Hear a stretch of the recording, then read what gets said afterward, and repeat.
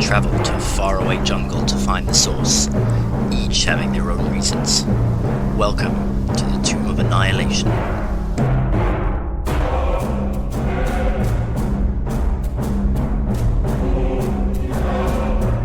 Alright, in which case then, welcome back everybody, hey? So, session 17.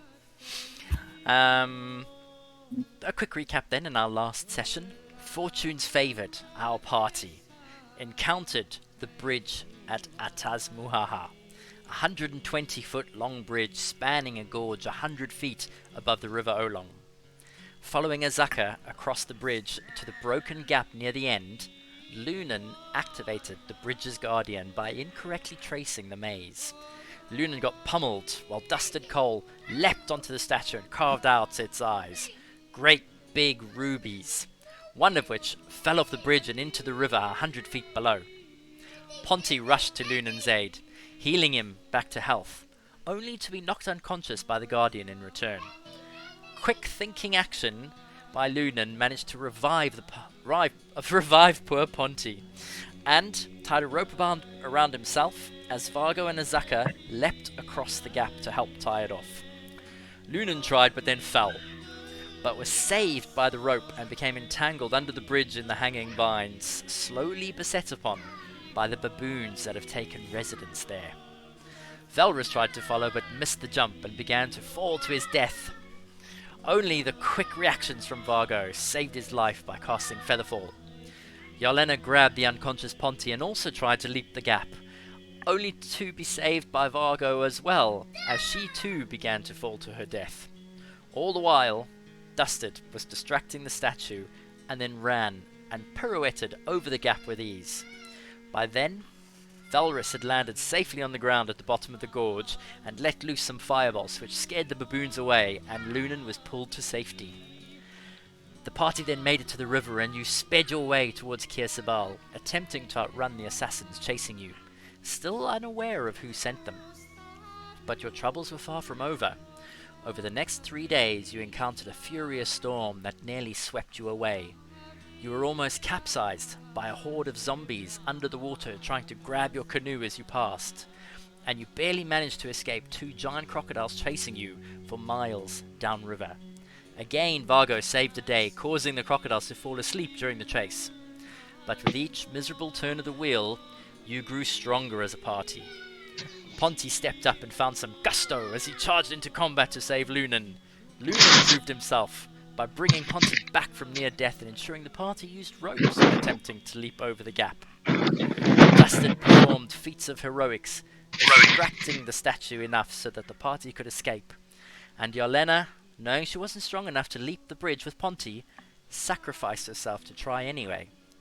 Vargo saved not 1, but 3 party members from plummeting to their deaths. He was also responsible for escaping the crocodiles, and Velrus strategically used fireballs to save Lunan before being set upon by baboons. All of you managed to pull together as a team, paddling for 3 days on the river, avoiding perils left and right, finally arriving at Kir Sabal, where you were greeted by none other than Nefer, the Aarakocra you saved from Firefinger. Nefer escorted you up the cliff face on a strange moving platform, eventually reaching a wheelhouse over 500 feet above ground. You exited the stone building and followed him along the rickety walkways, buffeted gently by winds as you passed the private garden, a sanctuary with a strange white tree in its center.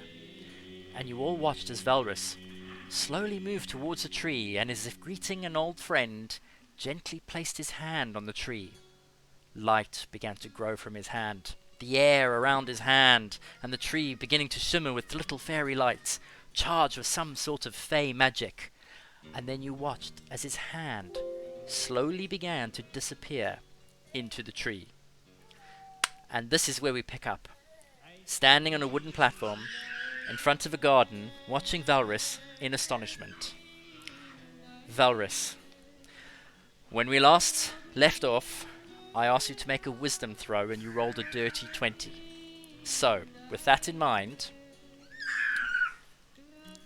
as you reach out to touch the tree, deja vu hits you, and you are reminded of your time in the temple on the dragon's spine, when you touched the tree and your mind exploded, causing you to fall unconscious.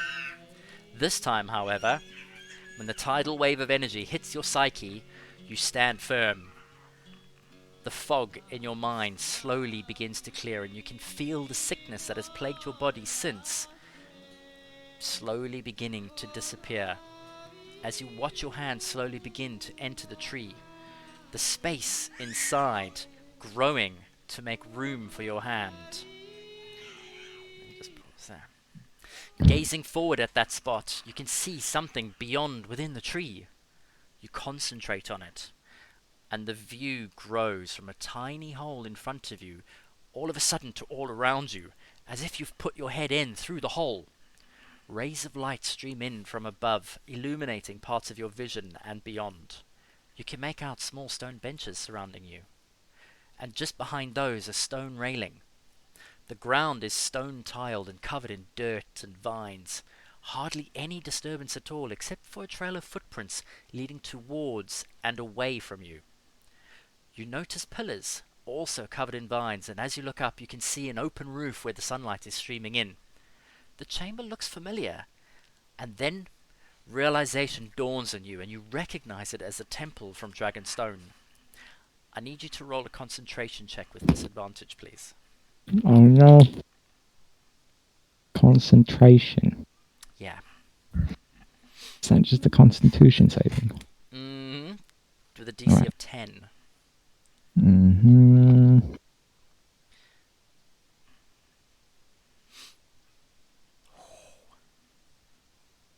There we go. Whoa. Sweat begins to form on your brow as you strain to maintain concentration. Your head begins to fill with questions like, how is this happening? Is this real? Can I make this bigger and step through and into the chamber ahead? As you're thinking all of these thoughts and the pressure in your head starts to build, do you try and maintain concentration some more? Yes. Alright, roll a concentration check, please. With disadvantage? Just a normal one now. Alright.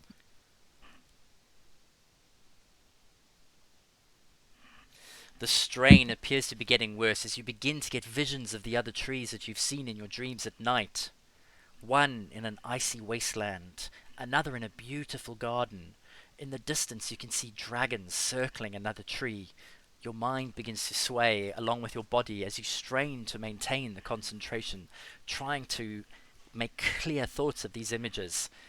Do you carry on trying? Until I can't no more. Alright. If I need you to roll again, and you take 1 point of exhaustion, please.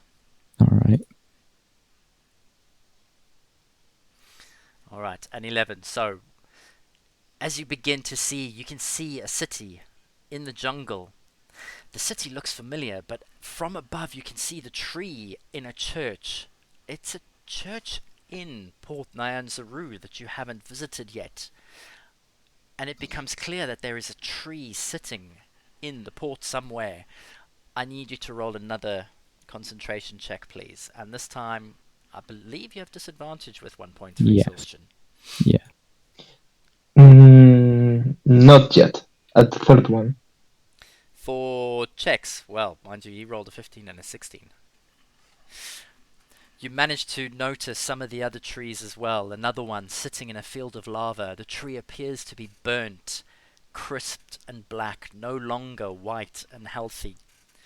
It looks like a land that you visited, and your brain begins to swell and then contract as you can feel waves of pressure building. I need you to roll another check, please. And another one? Yeah, that's another point of exhaustion, by the way. Alright. That's pretty good. Oh, God. Wow. I'm gonna die. As you maintain in concentration, all of a sudden you notice a land. You can see rolling dunes. It's sandy. Various small palm trees are scattered along the landscape. The dunes, the sand itself is bleached white. A couple of pebbles and small little bits of vegetation are lying all over the place. And the tree almost appears to be in an underground cavern. There are tunnels, something that's been burnt and dug because parts of the tunnels are almost crystallized or glass, as if they've been charged with some sort of electricity to form these corridors underground. And then you hear a keening wail and a screech, almost dragon-like. As your concentration begins to falter, I need you to roll again, please. One moment. This is definitely with disadvantage. Yep. For your third point of exhaustion. A 14, that still makes it as well. As you continue to hold your concentration, everyone else around you can all of a sudden see the sweat starting to build on your forehead. It's dripping. You can notice Vargo's knees are starting to shake as he is physically appearing exhausted beyond a point, but he's straining to maintain his concentration. And you can see the strain on his face, and slowly the red of his face, his skin tone starts to change to a little bit pink as he starts to appear a lot more exhausted, almost drained and dehydrated. Fargo, back to you. You manage to keep your hand in the tree, and searching beyond, all of a sudden you notice another one, but it appears slightly different, almost as if it's not on this world. As you gaze out and around you, you notice it is indeed on a different plane. You can see what looks like a fabric in the tear of space, and as you look about, you notice creatures similar to yourself, horned demons and devils milling about below. On the one side where you are, you can see a contraption, a large machine, and in front of it, a figure, robed, black, hooded, its claws almost lizard-like, as grey energy pours out from this figure into the machine in front of you, and the machine is almost expanding and controlling the size of this rift in front of you. It's very small, but you can see a train of demons lining up, waiting to break through. I need you to roll another concentration check, please, and an exhaustion point of 4.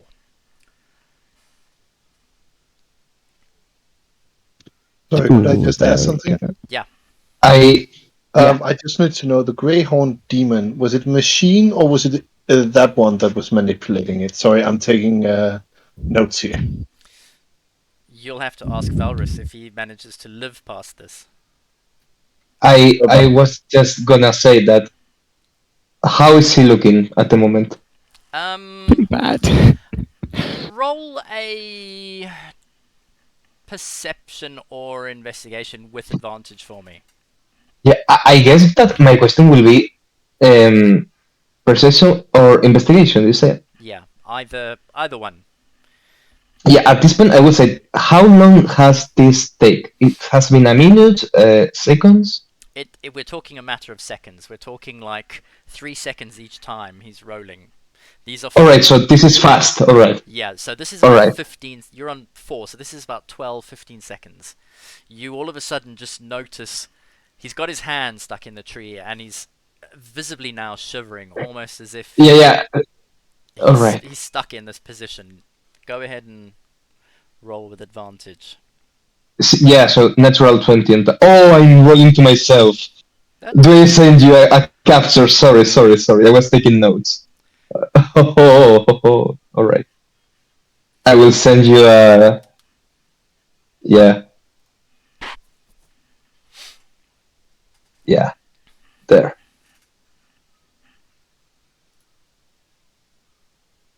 I'm sending you this because I would like to keep it. Oh, wow, okay. Right. You've been through exhaustion yourself, and you know exactly what the symptoms looks like. As you're watching Velrus, you notice he's ever so slightly coming close to collapsing with exhaustion. You would probably say, based on what has taken place, you've got maybe 6 seconds before he drops dead. Yeah, I will. I will scream to Jarlena. Quick, let's let's get him out of there. Okay. No time to ask. And Okay. run towards. Bargo will not even run. He will just. How much far away is he from us? He's about 10 feet away from you, but I need Or Vargo, Yelena, and Valrus to roll a initiative to see Oh who goes boy. first. And a low number, Giannis, please. nice. Do you mind if Oh. I pop in as well? Yeah, you hear him shouting, and all of a sudden everyone springs into action. So if anyone's going to react, then roll initiative just so we can see. Yeah, I'm dumbfounded. Never mind. Oh my god. Does someone run a roll for Ponty? He gets +1, I think.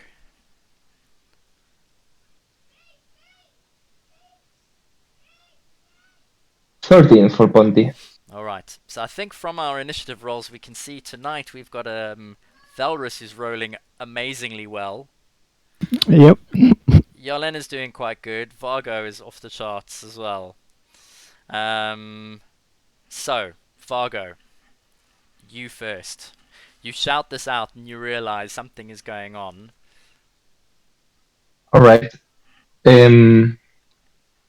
Bargo will go towards Baris Uh-huh. and ready an action to help Jarlena taking him out of the tree. Okay, so you're gonna wait to see if Yelena joins in. Again, I will hold an action to help. Yeah, to take it the help action. Okay, in which case then next up I believe is Valrus, sorry. Yep. Valrus. What are you going to do? Do you want to maintain concentration again for fifth round of exhaustion?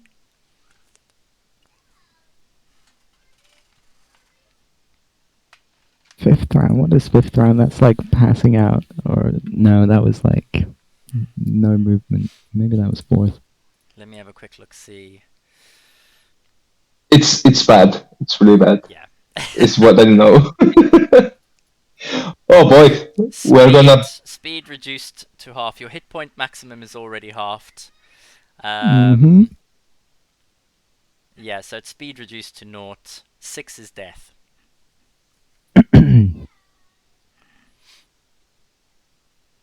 Oh boy. Should I? Rachel is nodding, so I will go for it. Okay. Roll. Really? You don't have to. Roll a I love it. Roll concentration. Does it I just imagine that you are smiling as well, Rachel, as you do it. Oh.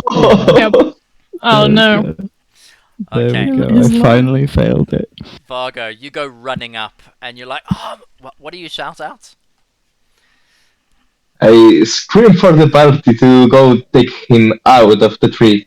All right, and as you do, you reach the tree. You turn around to wait for Yelena or someone else to come, and you glance over at Valrus, and you see his knees still shaking, and all of a sudden you just see his eyes rolling back as he collapses. Eventually, Valrus, your hand is withdrawn as you fall to the ground, completely exhausted. You manage to avoid the 5th level because you didn't maintain concentration. Alright. And you fall back as you hit the ground, looking around. Time hasn't passed for you. You can't even understand what has taken place. You were so engrossed in all of these visions, but as your eyes are rolling back and you're blinking in exhaustion, you notice every single party member around you is moving over towards you to try and help. You also notice that, funnily enough, Azaka is not present.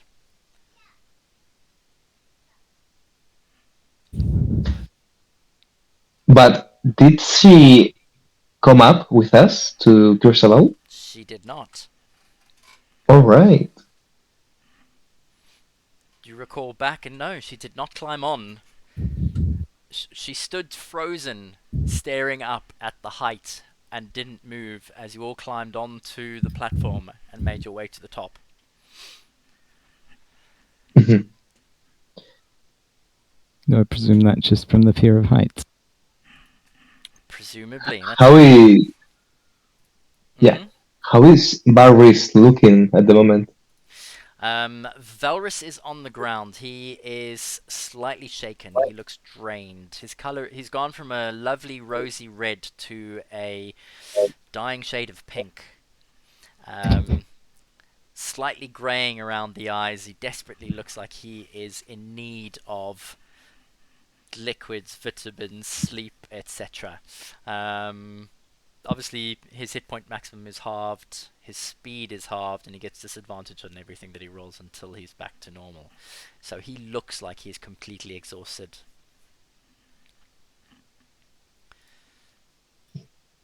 I say to Lunan, is there anything you can do to make him better? I think the best we can do for him is get him away from here and a good bed. Yeah, we put Barris away from the tree and everyone for that matter. I think. And with behind you, when you say that, you hear a click as Nefer's beak shuts. Well, golly, already. It's just up ahead over here. And he's pointing towards the other domicile. He appears very unsure of himself as he points across the walkway. You're gonna need to be careful if you want to make it past this gap here. And he reaches out his arms for Valrus. I'll take him. Let me just quickly switch. Oh, hold on. Are you alright, Barris? What were you doing? Zank is not here. No, he doesn't like high places, but what were you doing? The tree. If you didn't look so pathetic, I would hit you.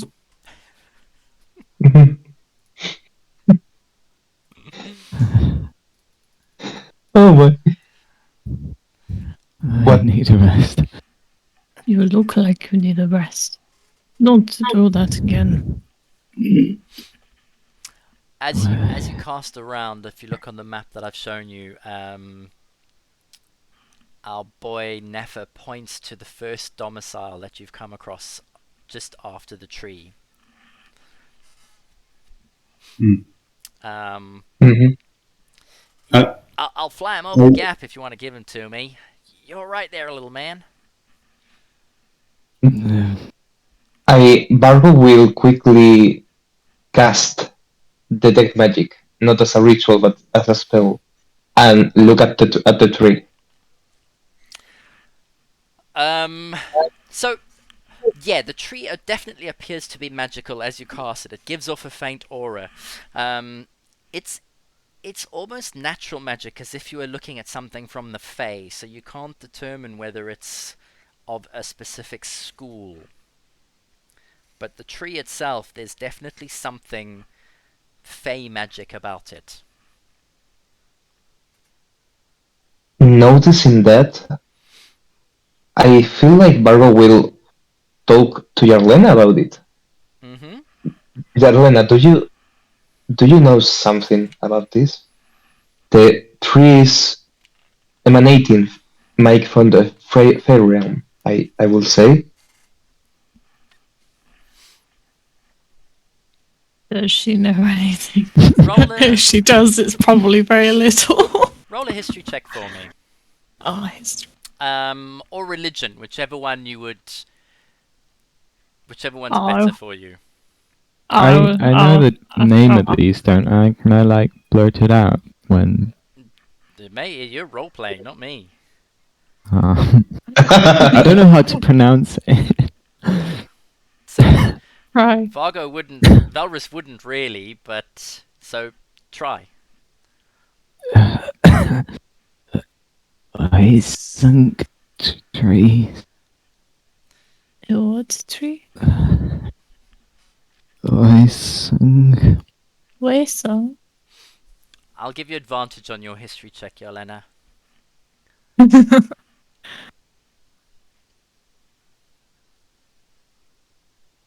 Alright.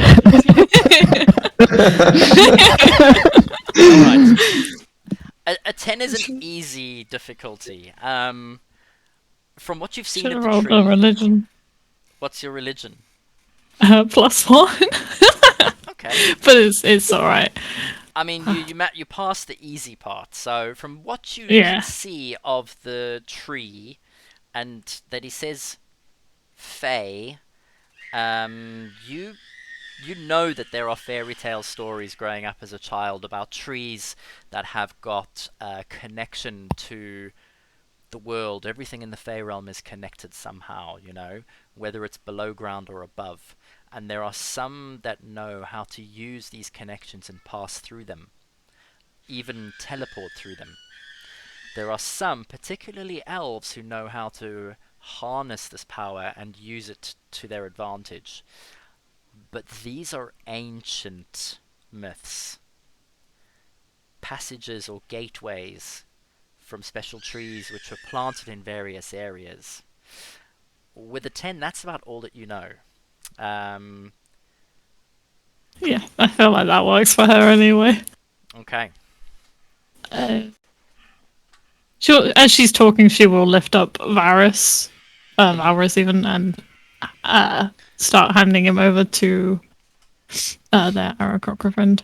And she'll say, Okay. "You're very heavy, but If you hear any screeching in the background, those are the Aarakocra flying around in Kir Sabal, just so, because they're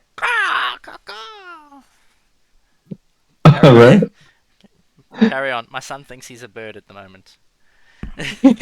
Oh, yeah. Oh, that's adorable. Okay, so you hand Valrus over. yeah, And Nefer takes him gently. Y'all know that there's some vegetation that can help with like extreme exhaustion, yeah? yeah." Yeah, we have something. That's what I'm checking at the moment.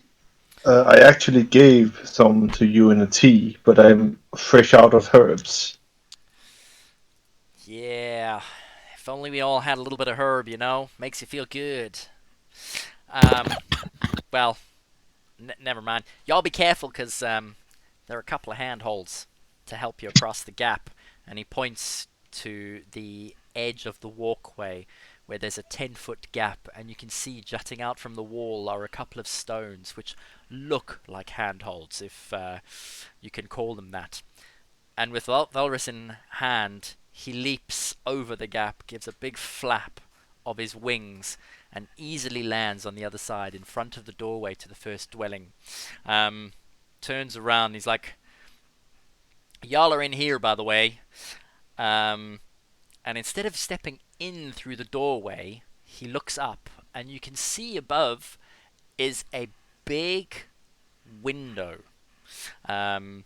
It's almost shuttered, but it's slightly ajar, and he gives two flaps of his wings and jumps, and he makes it up to the second floor, and then just seems to slowly swoop in through the open shutters and disappears. Oh boy. I look at Dusted and like, what is it with this jungle and bad infrastructure? I mean, if you only needed to fly to get around, you wouldn't need roads and such. Dustin looks very appreciative of Vargo bringing the racial tension there for a moment. But, yeah.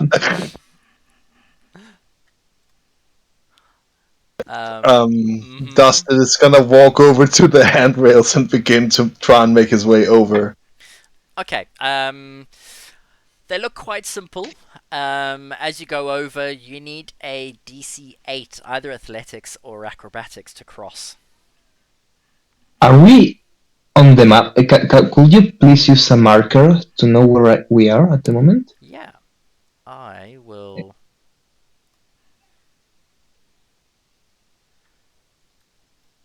It's not my most gracious role, I grant you.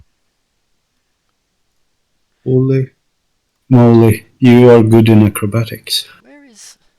I was gonna just use Aki to go in, but oh, there he is. Okay. I need to select first. So Hierarchy. you are here.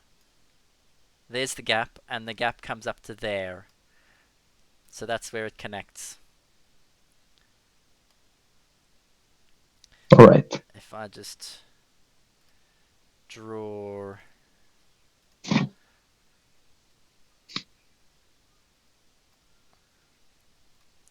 There we go. How's that? Excellent. Okay, so dusted. Wow, yeah, good acrobatics roll, man. You see the handholds. You reach forward. You grab two, and then let go of your feet and swing across. Your feet land on two below, and then you just let go and grab another two, and quite easily you manage to make it across to the other side. No problem. And there's your. Right, you make it to there. Who's next? Luna looks over the edge. What happens if we fail? You fall. It's 400 feet. The whole way down? You're 520. As you're standing contemplating over the edge, you notice from where Dusted is, the door opens and Nefer steps out onto the walkway. I look at Vargo and say, if we fall here, can you save us? I got your back. Yeah, don't worry. Then, But just in case, and Vargo will put up his Thieves tools and start casting guidance on Lunan. Okay. Just to be careful. and then Luna will try getting over. Valrus, you're already across. Yep. Acrobatics plus a d4. Was I dropped down before the arrow car flew in the house? Were you? I don't need the d4. Whoa, Lunan, that was... Oh, You're Lunan, fine. No problem. What was that, Yanis? Did he drop me on the bridge before flying into the house? No, he didn't. Okay. Anyway, I know that we trust Nafra and all that, but Barris is disappeared at the moment. Yeah, he's in the house probably. Yeah, I know. He is in the house. Okay, who's next?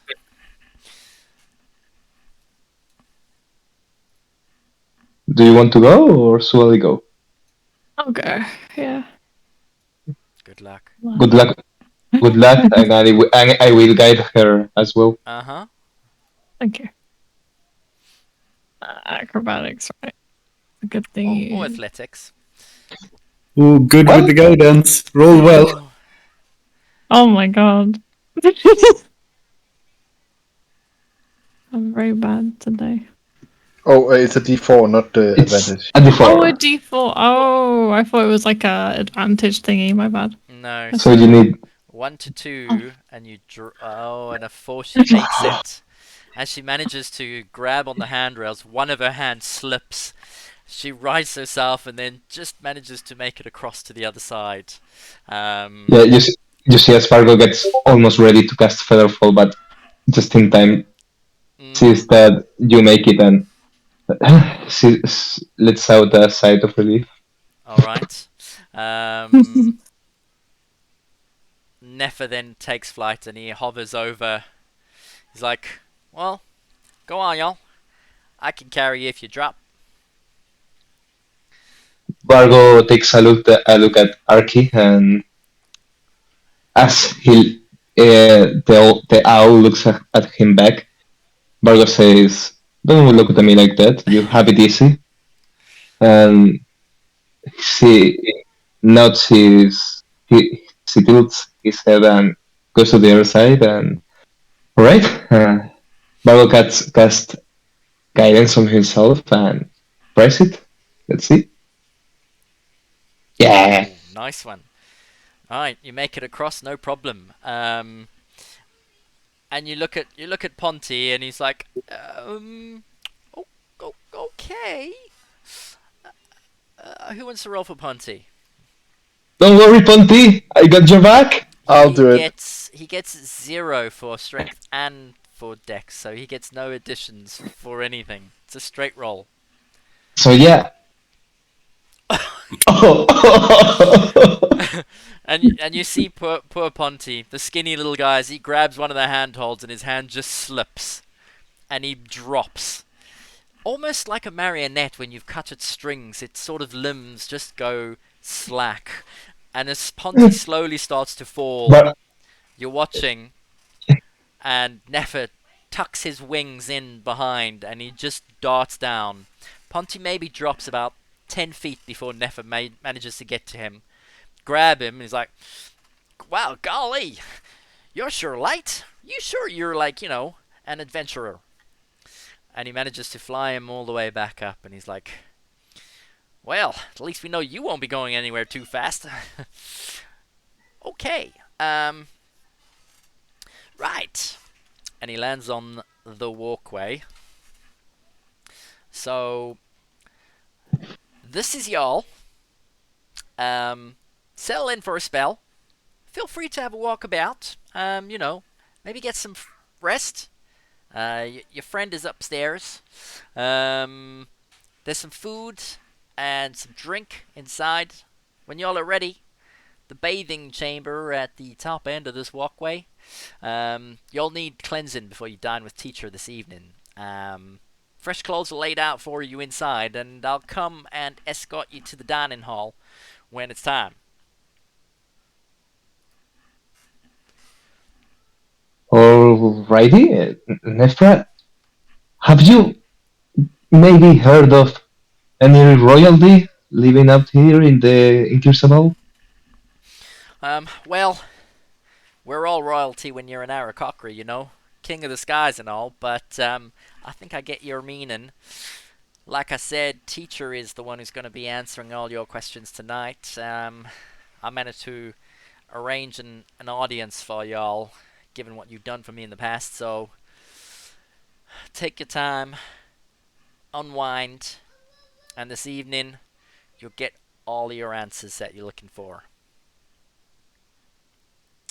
And with that, he gives you a wink, turns around and leaps off the walkway into the late afternoon, wings spread out, as he takes flight, gives them a flap upwards, and he seems to rise towards the monastery that you saw earlier.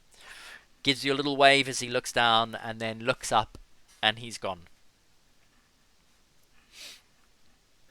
Well, there's no reason to stand out here. I seem to remember being high up in the winds that blow here. We might get thrown off any moment, so let's get inside. Oh yes, I'm game for that. Let me through. Let me through. So, you enter the dwelling. It's of modest size. A large rug dominates the center of the room, and bookshelves line the east wall with a small number of books. There are numerous stools placed in front of the bookshelf, each with a clean white robe lying on top. On the west side of the room is a barrel with a tap. And at the table are large 3 pies and 2 large jugs filled with clear water. Plates, knives, and mugs are piled up on the side. A ladder leads upstairs.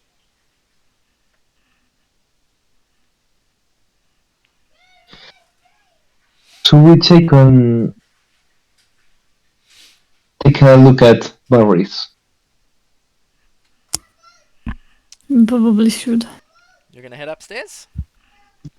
Make sure he hasn't completely passed out.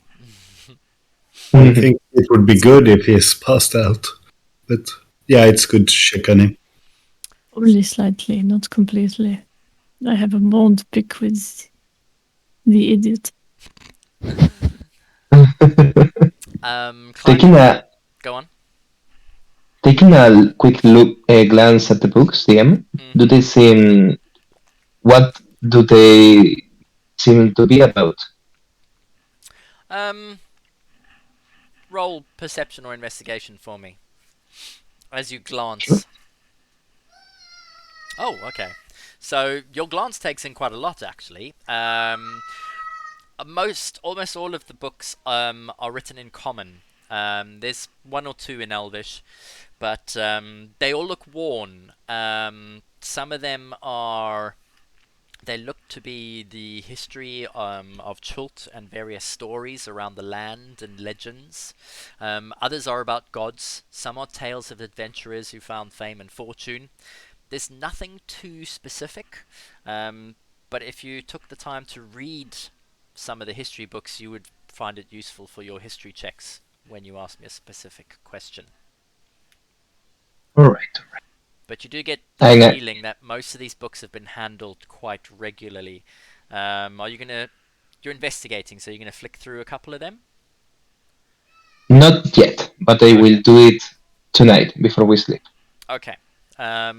Well, then, in which case, with that roll, I'll tell you now. Then you can easily tell that these books have been handled by many people. That this looks like some sort of stopover where travelers will leave books they've finished reading and take ones that they haven't, and almost exchange and leave some behind. That's how many hands they seem to have passed through. Did you hear the crow flying outside? No.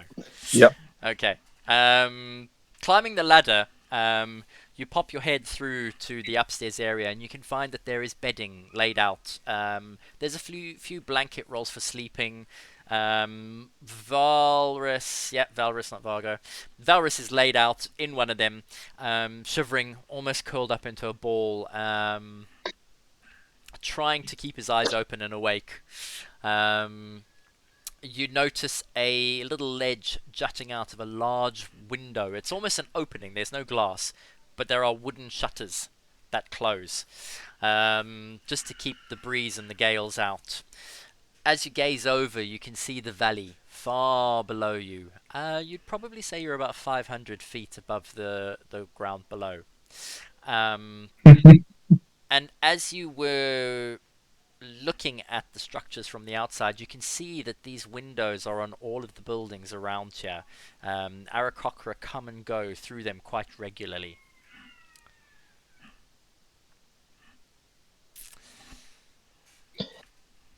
Well, Boris, are you okay?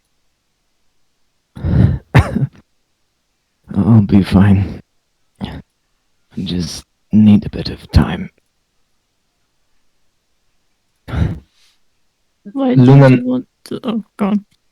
no, sorry, go ahead. No, go for it.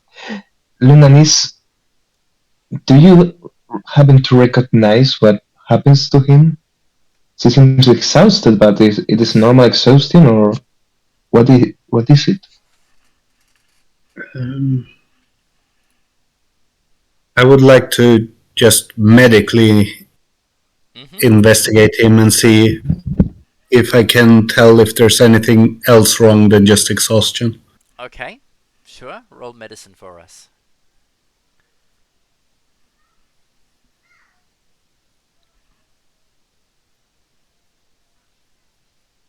+7. Jeez, like, and you get a 25.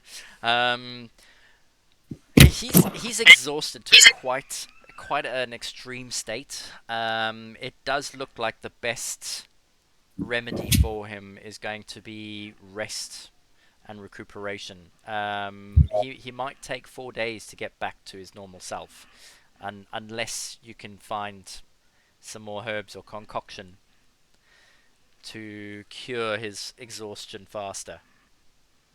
Otherwise, there's nothing else wrong with him, except that he's suffered a lot of exhaustion, but quite quickly. Yeah, Dusted, you didn't have any more of that herbal concoction, right? Uli Suba leaf. No. Okay. No, I think he will need to rest. If we're lucky, we might find some of those priests here. I've seen the priests back home being able to help with this sort of exhaustion as well, to alleviate it. I am unfortunately not capable of that. But we are sure he's not poisoned, right? 100%. I don't That see I any do have signs the- of it. And if it that I were, do have- I could help him, but I don't see any signs of it.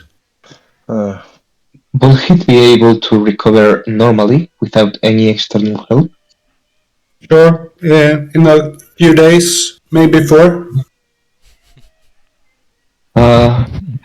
Well, we don't know how much time it's gonna take us to meet this royal person. I suppose that's a possibility, but oh my god, Barris, what did you do? What happened, man? You got you got us scared for a moment, really? I've seen these before. I felt it call out.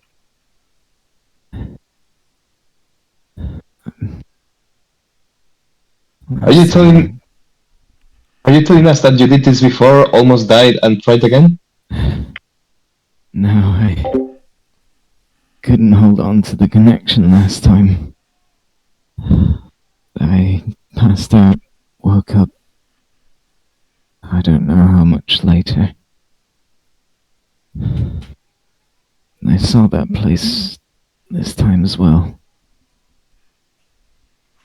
An underground temple. A tree just like this one. Wait a second. You say you're seeing other places when touching the trees? That's mostly what happened.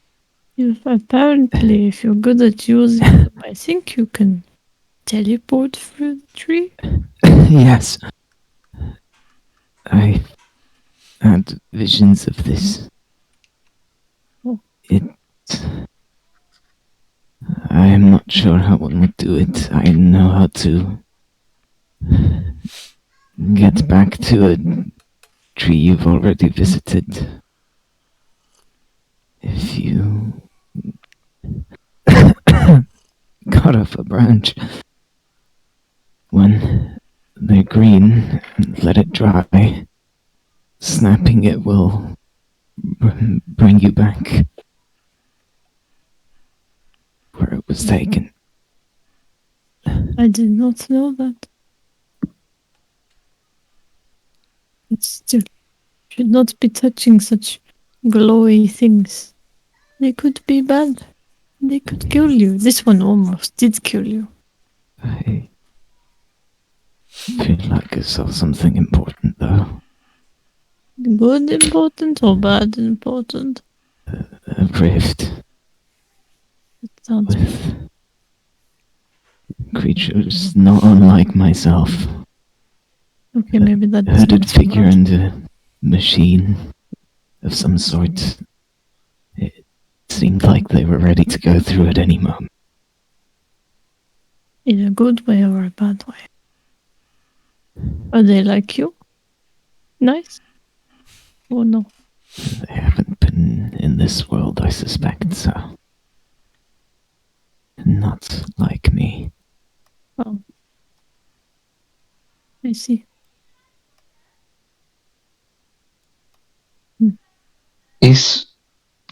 Are any of the things that you saw of note to you? Or did you all got all these visions and they were about things that you didn't know before? As I mentioned, one of the trees that I saw, which I saw several, was of one that I've seen previously. Been to. Back near the Dragon Spine Mountains. The rest was new.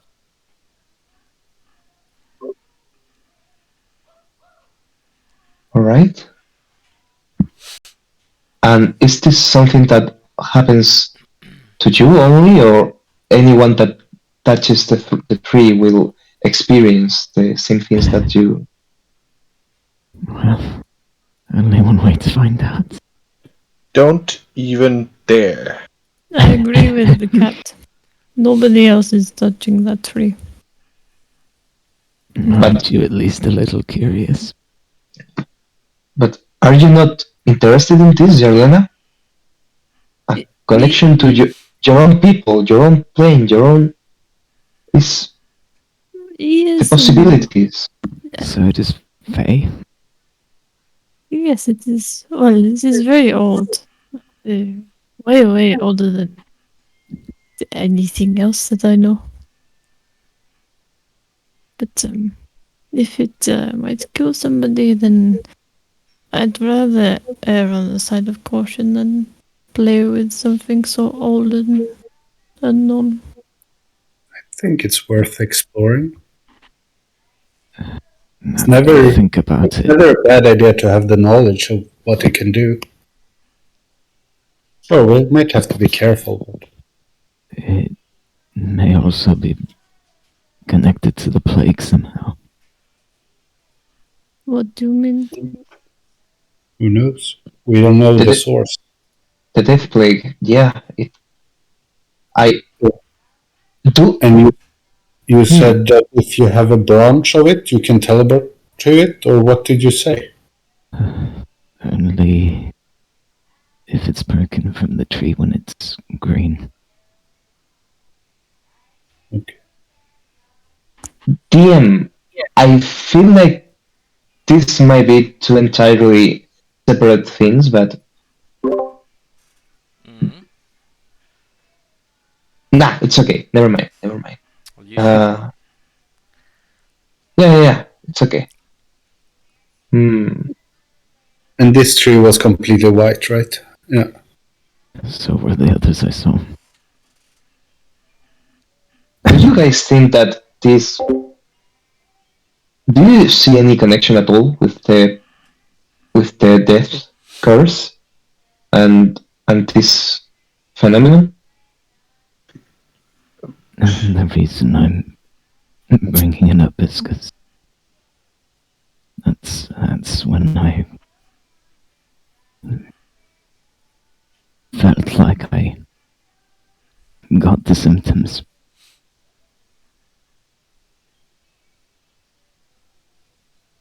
Soon after getting in contact with the first tree. That and the visions. How much time has passed since then, Maurice? Good question. How much time would have passed? So you've been in the jungle for 24 days. You were together for 2 weeks. So you're looking at 38 days, and then you were in on your own for a while before you joined. So add on however long you were alone for since touching the tree to the 38 days. So you're looking at quite a few months.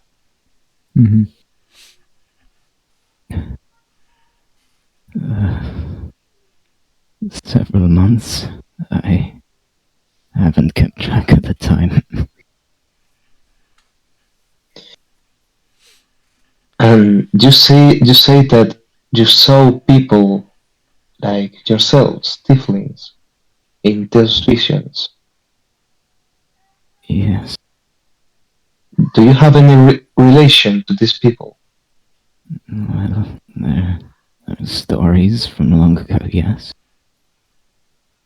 Ones of our origins. And that's all the connection you have with these people? I didn't recognize any of them, so I presume so. I have been wanting. Did I recognize the plane that it might have been in? It wasn't exactly a plane. That's the thing. Mm. Because it's sort of like a parallel world. But if you're asking me because they were the same color as you and had horns, do you recognize any friends? Well, no. No, probably not.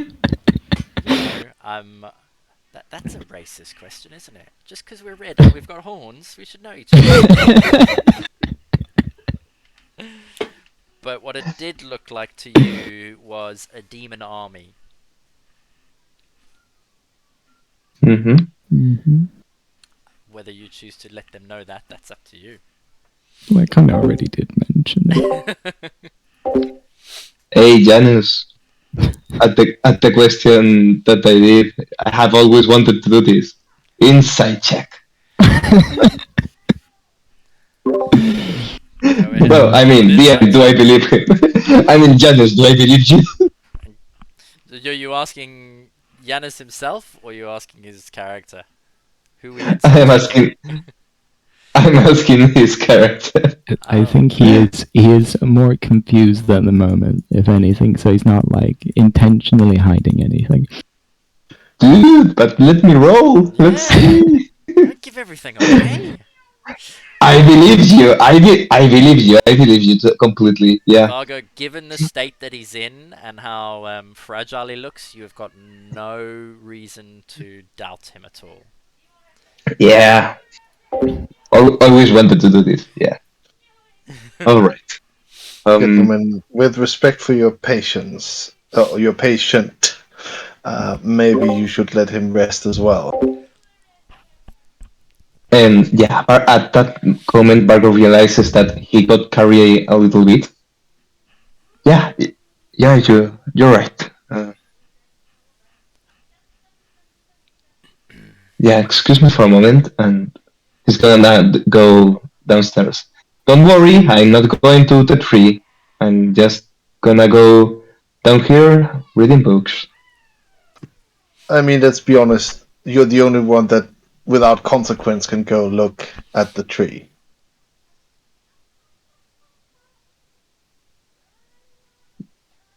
I don't know what you mean by that, but You're the only one with the spell that makes people fall slowly, apparently. oh, that all right. I don't know. You jumped quite well.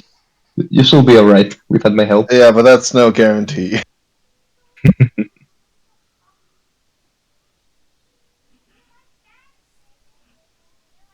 Yeah, we need to make a bridge over there. Just fix, or fix something the a little more roads in this safer, town. yeah. What was the name of this town again? Kir Sabal? Make Kir Kir Sabal. Sabal great again.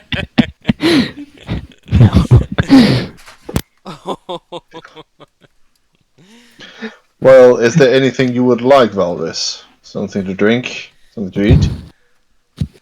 A drink would be nice. Water or any spirits, I suppose. We're not allowed any spirits. I'd look over to my bag that holds the magical cup of turning alcohol to water. The chalice, yeah. Yes. Okay. Valvis will. No, sorry, Dustin will nod to Valvis, and then nod to Jalena, and then smile a little bit to himself and go down and look for spirit. I'm very disappointed in you. Alright, Dustin. I'm glad. You get downstairs to find Vargo sitting on a stool looking through the books. Ponty is on one of the stools as well, reading some books. Let's just put him there. Looking around, you can see two big glass flasks holding water, and there is a beer tap, a barrel, in the corner.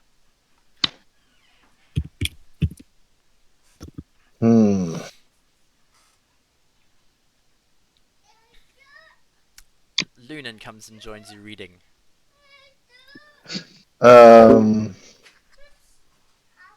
Dustin is gonna try Hello.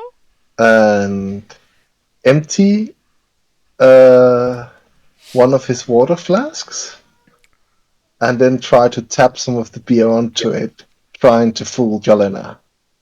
In this case, Are you gonna drink the water skin to yourself, or are you gonna pour it on the floor? yeah, probably just drink it to myself. Alright, so you're gonna gulp down all the water and then fill it with beer. I'll try to, yeah, Yeah, definitely, and then smuggle it up. no problem. Okay. Consider it done, my feline I'm friend. so dead after this. And then Dustin's gonna jump up again and offer his water skin to Valrus and help him drink. Oh man. Alright. I He's will. just gonna glare at them suspiciously, but also not sure. I'll gladly do a deception roll for your insight. Hell yeah. Roll. Oh, this is awful. This is awful. Roll Oh out. man. I'm in so much trouble. So much trouble. She'll sniff the air, I guess. Alright. As Dustin puts the leather skin, the drinking skin, to Valrus's lips, you can almost smell the honeyed hops in the air. And then you notice a grin on Dustin's face as his ears sort of start to twitch a bit nervously. What are you doing? I'm offering a drink to Valrus. That is a drink, but that is not the drink he should be drinking. He Is it? asked for it, yes. Just because he asked for it doesn't mean it's right. Take it away. Dustin is way too scared to challenge Yelena on this. Just takes up his other water skin and leaves it, and sort of like backs over to the stairs and almost slides down instead of climbing down, just getting out of her sight as quickly as possible. Wow, this is like under his breath, gonna just say, I just wanted to test my chalice. Is Valrus laying down on his bed? Yeah. Yeah. Yeah. Arky's gonna just come closer and start picking her head slightly. He is too tired to chew it. Yeah, he knows. Gonna roll his eyes and sort of lie there. Oh. What did you do, Dustin? Had a drink. A drink. You came down awfully fast. Some delicious honeyed meat. You do it again, I will throw it on you in your sleep. But Dustin just lowers his ears as he can hear the upstairs scolding. Oh dear. Oh boy. Just like sip some more of it. It's really good though.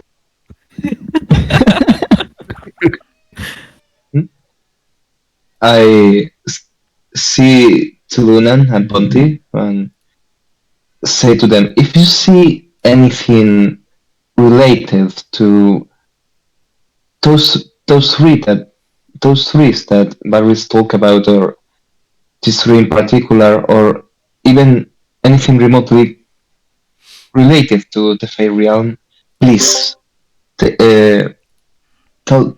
it to me. I'm searching for something. Yeah. Would Lunan have any knowledge of it to begin with? Roll a religion check for me. Or a history, whichever one is better for you. History it is. Okay.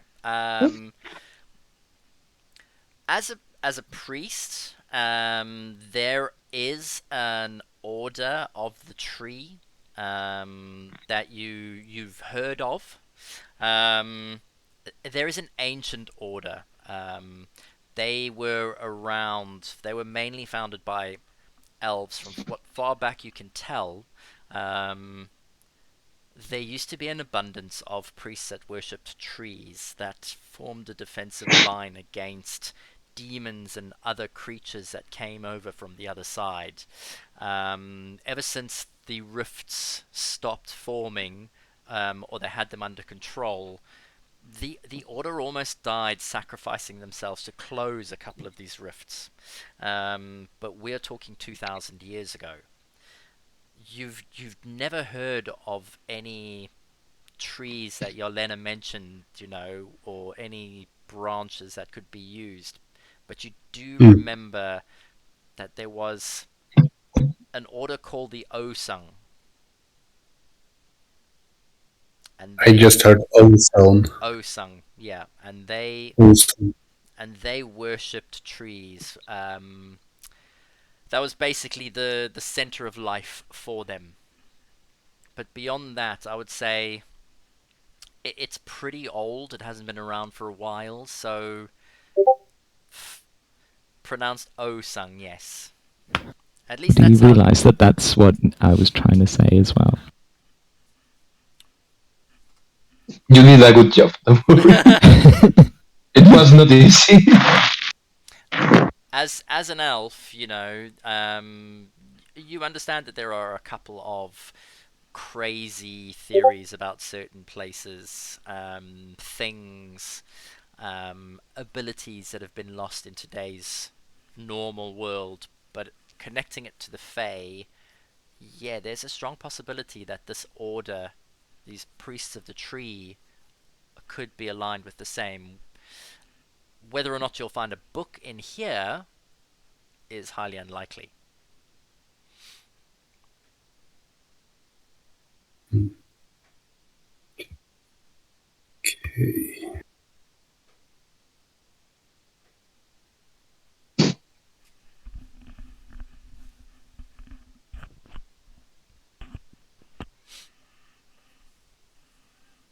So, Leon, would you help me? You have been staring at the endless for a minute. Yeah, I'm just thinking. Do you think it could be? Maybe not. There is this old.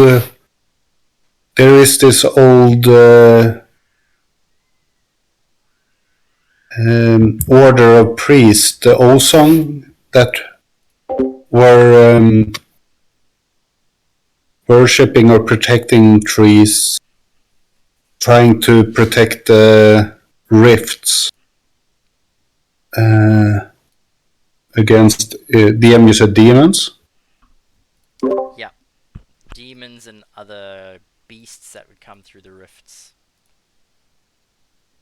To protect our realm against all sort of creatures trying to get through the rifts. I have literally no idea of what you're talking about. Only know about the rifts, but that makes some sense. Makes some sense considering what Barris told us he saw. Those demons he saw might be the same ones that these awesome people try fighting against. Now the question will be, are those visions that Barris had in the present time, or are they visions from the past or the future even? I got the feeling what he saw is what happens now, but we don't know for sure, I guess. Any theories on this, Ponty? Why doesn't somebody roll a religion check for Ponty as well?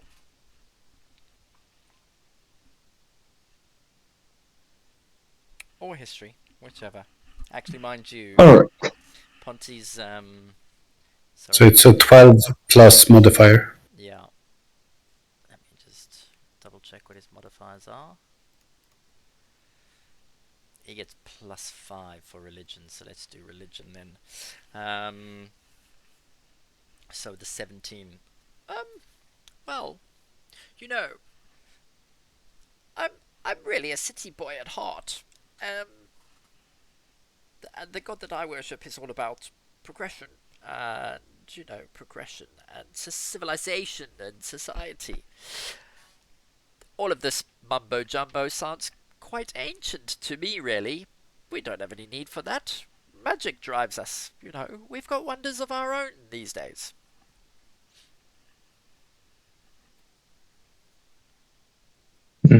That's a nice insight. All right.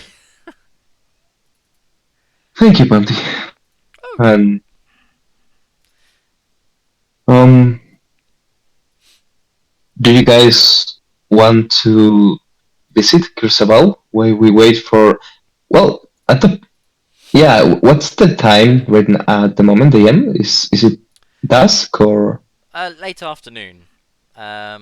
You came up as the sun was just slowly starting to begin its descent, still shining down. You've been up here maybe an hour?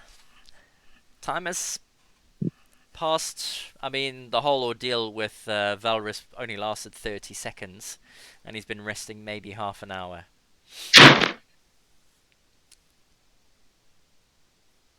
So it's still quite early.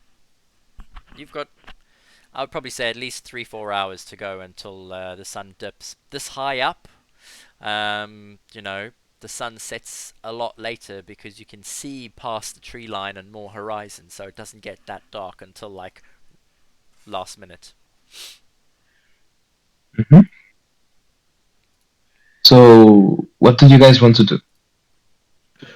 I, for one, will try to get a bath. We need one anyway before we meet what was it? The teacher. Prefect? Oh, teacher, yes. Where did they say it was again? Just further down the walkway. I'll go look for it myself. Not down the gap in the walkway. No, obviously not. While Dusted goes looking, Lunan goes and have a grab of the food and look what it could be there.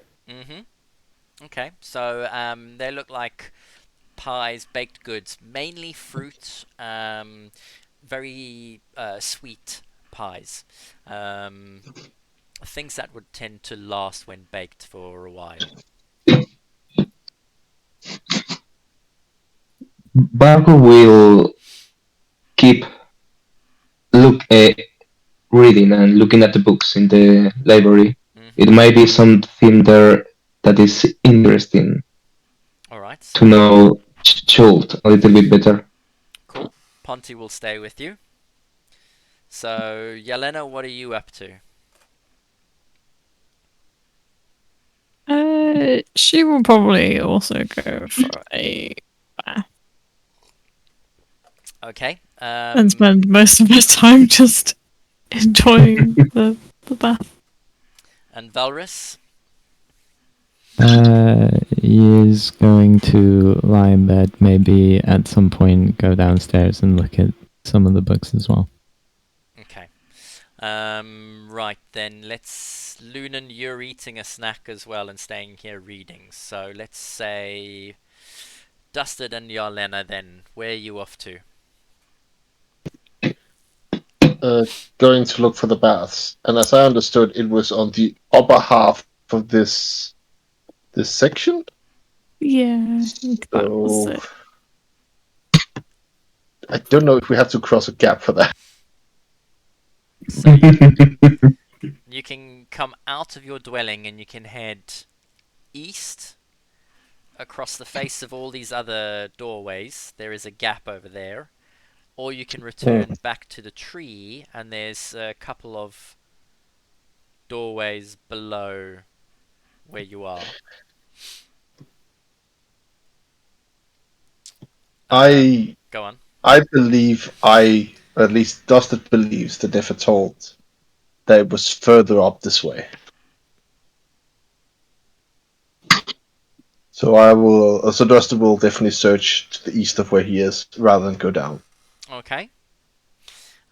So looking to the east, looking down the walkway, you can see that there is indeed another big gap ahead of you, and the end of the walkway then there is a staircase leading up to a door. At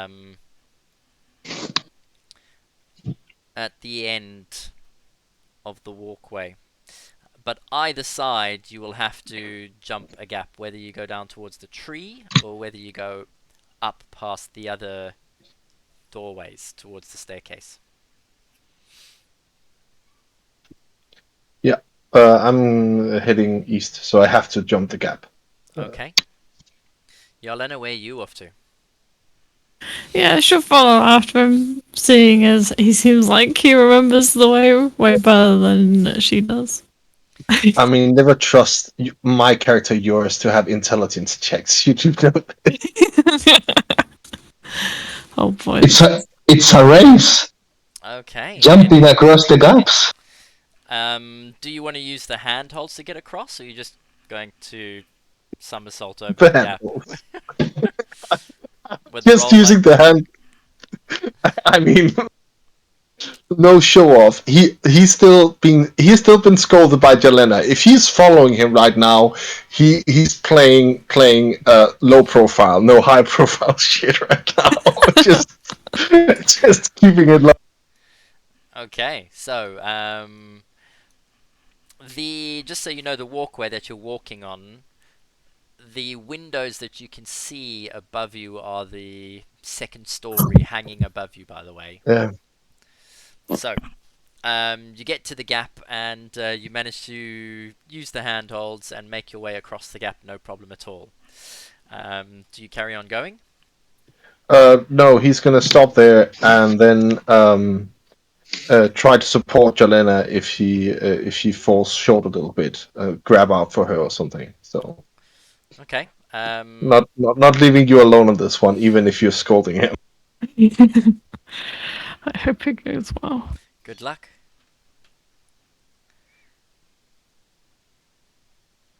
Thank God. Wow. You don't even need my help. He stands there ready to help you, and you just somersaults over and like ta-da! It's like, oh, fuck it. She casts her A eye flying at you. kick. Casts her eye at you, and like you can see the calculation going. You lied to me earlier. I'll show you what I can do on my own. And then somersaults over the gap basically. Uses a handheld and does it even more gracefully than you do. So both of you make it across the gap. No problems at all. Where are you off to now? Well, it should be here somewhere. So Are there any signs or anything? I don't know if there. Maybe there is like I some mean, kind of maybe plaque you on the should front of each thing. maybe we should look for that. Yeah. Roll an investigation check for me, Yelena. Oh, Or thank you. perception. It's okay. I got a 18. Okay, so you don't notice any signage or anything like that, but you can hear like chatter and talk and stuff as you're walking past, coming down from the windows above you and from the closed doors on either side of the gap. There's noise like cawing, bird chatter.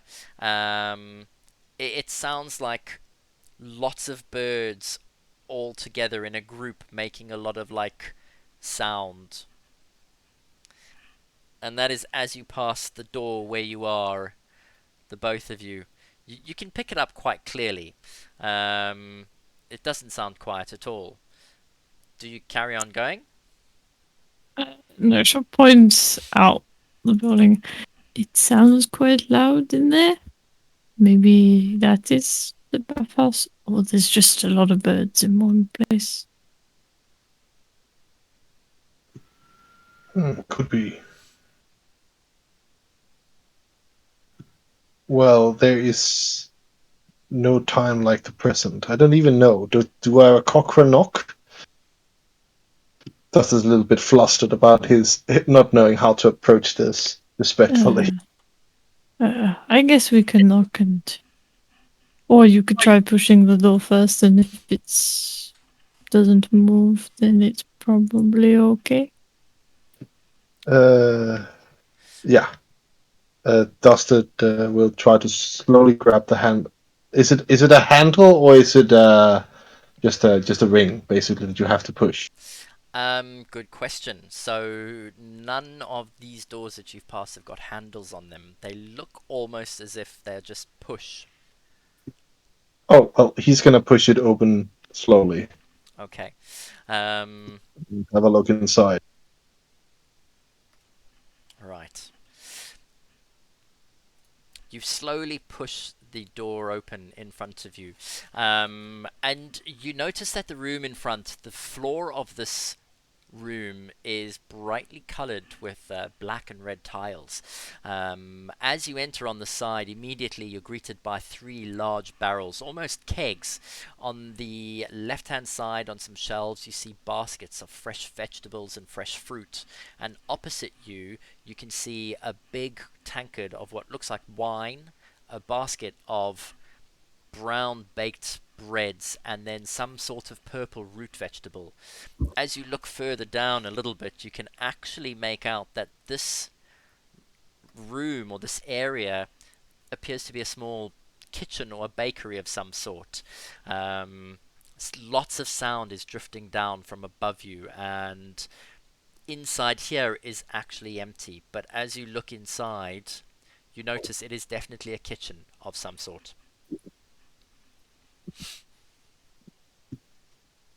I wouldn't guess that it would be here. It looks more like, well, the kitchen of a household or restaurant, I guess. And then Dustin looks up, or dining place. When you say you look up, what do you mean? Like he just looks straight up at the floorboards or whatever it is that is above him. If it's stone or whatever, he just looks up into the ceiling of this roof or of this place because the sound is still above us, right? Yeah, so it's a stone dwelling, and the sound is coming through. There's a ladder in the corner where there's obviously a hole, and as you're looking up, you can hear bird chatter, coming from above, which sounds like a lot of. If you knew how to speak avian, I would say conversation. Well, I wouldn't suspect it's here. Who would keep water upstairs? This is very true. But isn't all of this upstairs? Well, let's check the one further down and have a look. Okay. If that might be the bathhouse. Move your token there. You make your way further down the rickety walkway to another door. And as you notice, this one in fact does have a similar handle to the one that you've got. It's not so much as a handle as just like a wooden latch. The door itself is not as free swinging as the one you've just come in. Oh, Maybe this one is someone's home? well, let's. Well, this looks a little more private. Maybe I'll try knocking first, and then Dustin will knock on the door. Okay. So you knock on the door, and on the other side of the door you hear and then the door opens, and inside. Oh, I don't need a ruler. I need a fog. An Aarakocra opens the door.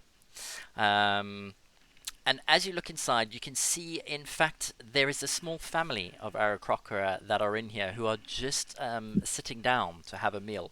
There are two small young Aarakocra. You know that they're young because they're about 3 feet tall, and their plumage is still got that feathery sort of like static feather quality. They haven't grown full proper wings yet.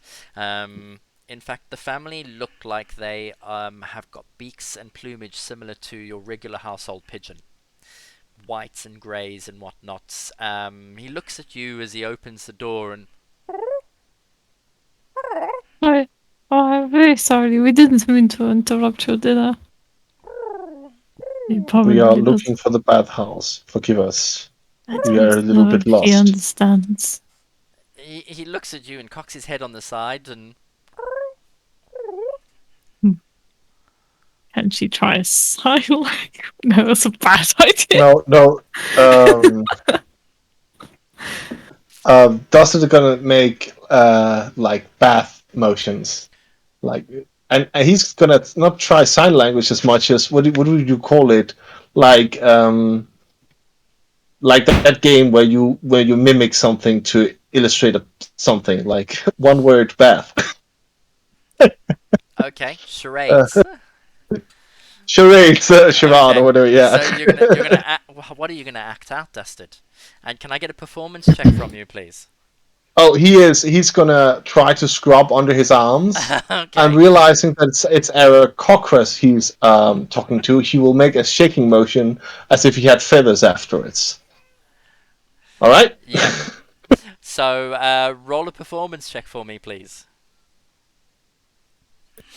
I just insulted everybody. So Yelena, you're standing next to Dusted, and this cat sort of lifts his arm up in the air, and he starts scratching under his armpit. Lifts the other arm up and starts scratching under his armpit. And the Aarakocra in front sort of. I'm very sorry. She's gonna just, I don't know, start to move Dustin away and just kind of bow at them. Okay. He thinks, as if to say she's sorry for disturbing. Just being pushed away, cartwheel. And as you do tend to take him away, the Aarakocra points his head, looks at you, and then you see an arm point out up the staircase. Aw, And he pulls you're his arm not. back in, and the door closes. Hey kids, wanna buy drugs? Oh my god. I think he eventually got it, or maybe because we were in the wrong place, but he pointed this way. Should point the same way that he did. All right. Dustin is sheepishly gonna follow Jelena's instruction. You did very well. It's okay. They're birds. They're very strange. Okay. You make your way. You follow Dusted up the staircase, and again, you can see the door in front of you. There is no handle to it. It looks like one of these sort of swing doors that allows you to come and go quite freely. After Well, you. I insist, and then Dustin is gonna try to push the door open for Jelena. Okay. And Trying that to is remember his where manners. we are going to take our break. As you put your hand to the door, Dusted. Let's take 16. Should we call it 20 past 9? Yeah, Sure. alright. Yeah. Let's just bring up a break image. Cool. So we will come back in, call it 16 minutes. Alright. Sounds good. All right, guys. Yep. See you back in a sec. Mhm. Toby.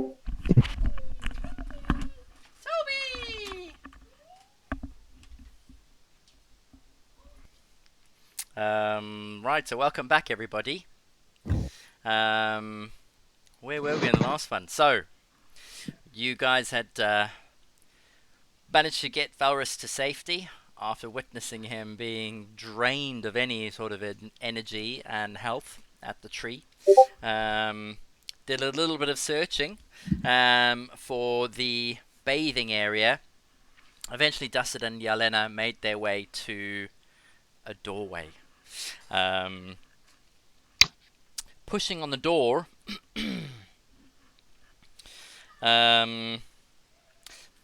you open to a small chamber. Let me. There we go. So, you open the door and you can see that this small chamber appears to be a washroom. There is a wash basin set into the far end of the wall, which appears to be used for cleansing yourselves. Small vessels on either side of the room contain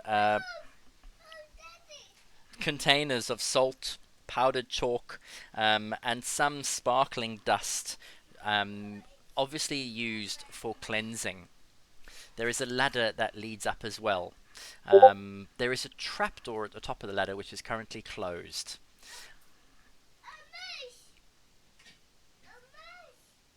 Over to you. You think we take some of the salt? Bye bye. So you're going to step into the room, are you? Yeah, sure. She'll step in and she's gonna look at the salt for a moment before taking like a little bit and holding it in her hand. Okay. And then she'll wait for Dustin before heading upstairs. Yeah. So you put a little bit of salt into your hand, standing around Yeah. waiting for Dustin. Dustin? Dustin will repeat the action, though he isn't quite sure why. I think this goes both ways. Do we just hold it and go in the bath with it, or what do you do No, with? I think you were supposed to rub it on your skin for purification. But I'm already pure. Dustin stands there for a moment, just looks at the salt, and then looks at Jelena and... okay. Well, maybe I don't need it. She'll put the salt back. Okay, you put the salt back in. And what about the other one? Do you know what to do with the other one? What do you mean, the other one? I think it was chalk. Yeah, so there's two basins on either side of the room. One is filled with what looks like salt, and the other side has got some sort of like chalky dust in it. And then there are below the lamps, the torches, and the sconces in the wall. There is like two smaller ceremonial bowls on stands which contain like some sparkling dust. Oh, I like this So sparkly one. you scrub first, and then you powder yourself afterwards? Dustin is a little perplexed, but he thinks that's at least anyway how he would approach it. Oh, okay. Okay, maybe I do need the salt then, if it's for scrubbing and not purification. She'll pick up the salt again. Okay. And then, do we head upstairs and go bath? Or No, but I don't know if this is the place, but maybe upstairs is for... I don't know where. I don't know. But we might as take well a try to look. check upstairs. What's upstairs? Yeah, let's investigate first. And Dustin put the salt back for now, and so he doesn't try to climb with one hand, and then try to go upstairs, or at Okay. least try to crawl up the stairs. Yeah. Alright, so moving up the stairs, you put the salt back first, and then you decide to pop your head up the staircase. As you do, you slowly start climbing, and you turn around and you see that there is an Aarakocra. The room above looks more of a temple or a shrine. There is a statue that is made of wood in this area. You can't actually tell what the statue looks like because it looks like it has been worn down from so many people touching it. The Aarakocra himself is wearing a white robe. It is a plain white robe, and he's on one knee in front of the statue, and his eyes are closed, and as he does, he opens them as you pop up, and he looks at you. He cocks his head to the side, and in common he's like, you aren't cleansed yet. Oh, Have you my been? apologies. Have you been to clean yourself downstairs? Not yet, I'm afraid. I will go to do this immediately. Do My you need some apologies. help? Just to be sure that we do it right, it would be most appreciated, yes. I will be on my way. That does it sort of like climbs down again, and well, now we are getting at least getting some help in understanding how this works. Maybe Okay. we can pass it on to the others when they have to go as well. So the both of you are in the chamber, I take it. Yeah. Yeah. Okay. So the Aarakocra tucks his wings in as he grabs on either side of the ladder, and he just slides right down with his wings tucked against his body, landing on the bottom. And he turns around and he looks you up and down. You are improperly clothed. We are. Once you What have your should we be robes, wearing? Oh dear, the robes are back at the domicile. I thought the Nefer said they would be up here. Oh, let me show you how this works. And he takes a step forward in front of the salt. You rub salt on yourself. Cleanse yourself with the water. When you're finished with that, use the chalk to dry yourself off. Us Aarakocra then use the gold flakes of dust for ceremonial makeup. Of course, you do not have to do that. And this is the cleansing prior to entering the monastery. well, then we best get back and get the robes and the others, probably, as well, now that we know how to do this. We thank you most graciously You are most for welcome. helping us. Who do you worship here? We worship the god Ubtao. Is he a bird like you? Ubtao takes many forms. Oh. Oh yes, I think Asaka explained this as well. Ubtao is the god of Chult. What is he like? He has departed from Chult and left us to our own ways.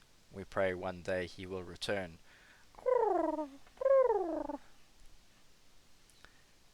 Hopefully he does. This is why we pray. Then we will do it too. Maybe more help. And he bows his head as if to say thank you to you. And lets out a small coo at the same time.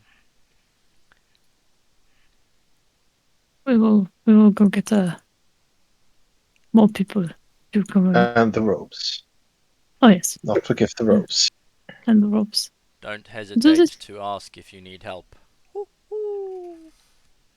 We won't. Thank you. You We are thank you welcome. once again.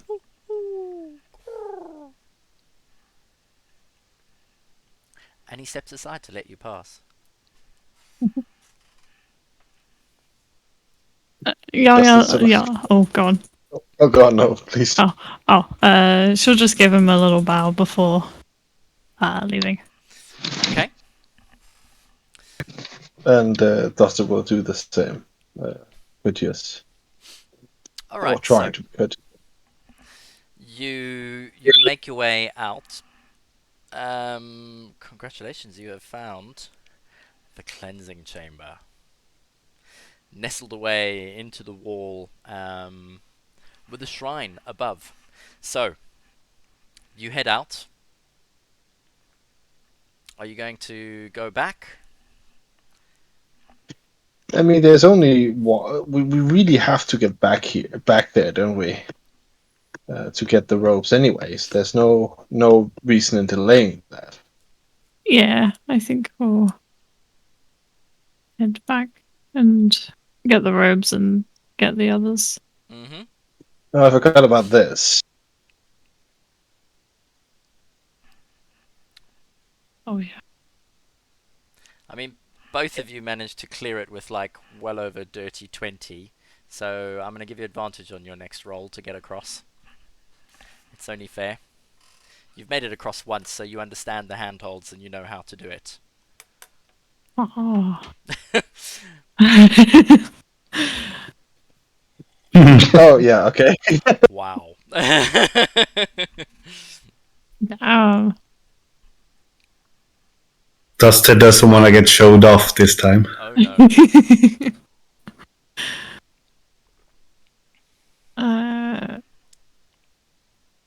Yeah, I'll just. Acrobatics or athletics, whichever one's better. Oh, Alright. thank God. So, Yelena, you managed to make it across as well. No problem at all. And as you get across, you obviously hear the sound emanating through the door, the push door that you are coming up to. Quite clearly, it definitely sounds like a lot of Aarakocra inside this room. Do you want to check this place before we go back? I mean, we might as well get a lay of the land, but let's have a look first if it has a hatch like the one with the family inside. It does not. It looks like a push door. Dustin is gonna stretch one arm out and try to push it open to sort of like peek inside but not walking inside. Okay, so you tap it and the door swings open very easily, almost noiselessly, as if it's, maintained quite well. The door swings open, and looking in, you notice that this room is very rustic. Wooden tables and stools are spread throughout, almost like a canteen. A large number of Aarakocra are sitting around, either deep in conversation or busy with a light meal. Many of them are wearing leather armor, chainmail, plate breastplates, and almost all of them are strapped with weapons, both male and female, as well as some of the younger ones, darting in between the stools, amongst all the other younglings as well, wings still covered with the fluffy feathers birds get before they grow their second pair.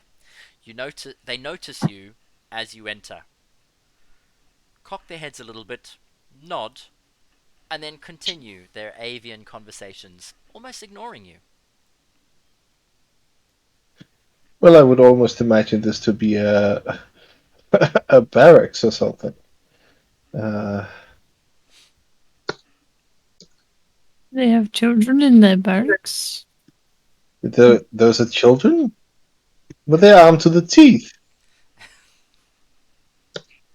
I suppose they start them young. Perhaps. I Well, would we not know where want to mess go with them. if we have to dine. Hopefully, we can join them here. Or there was the other restaurant-like place. Yes, maybe they. Yeah, maybe. Or maybe the food is carried over somehow. I mean, they can fly between the buildings, obviously, but I don't know. That is very true.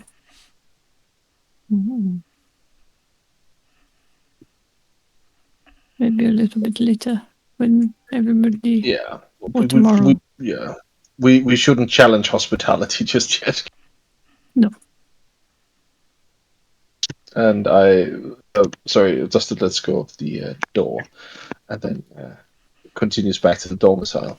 Okay, and the door slowly swings shut as the two of you depart, leaving it behind you. You move back to your normal dwelling.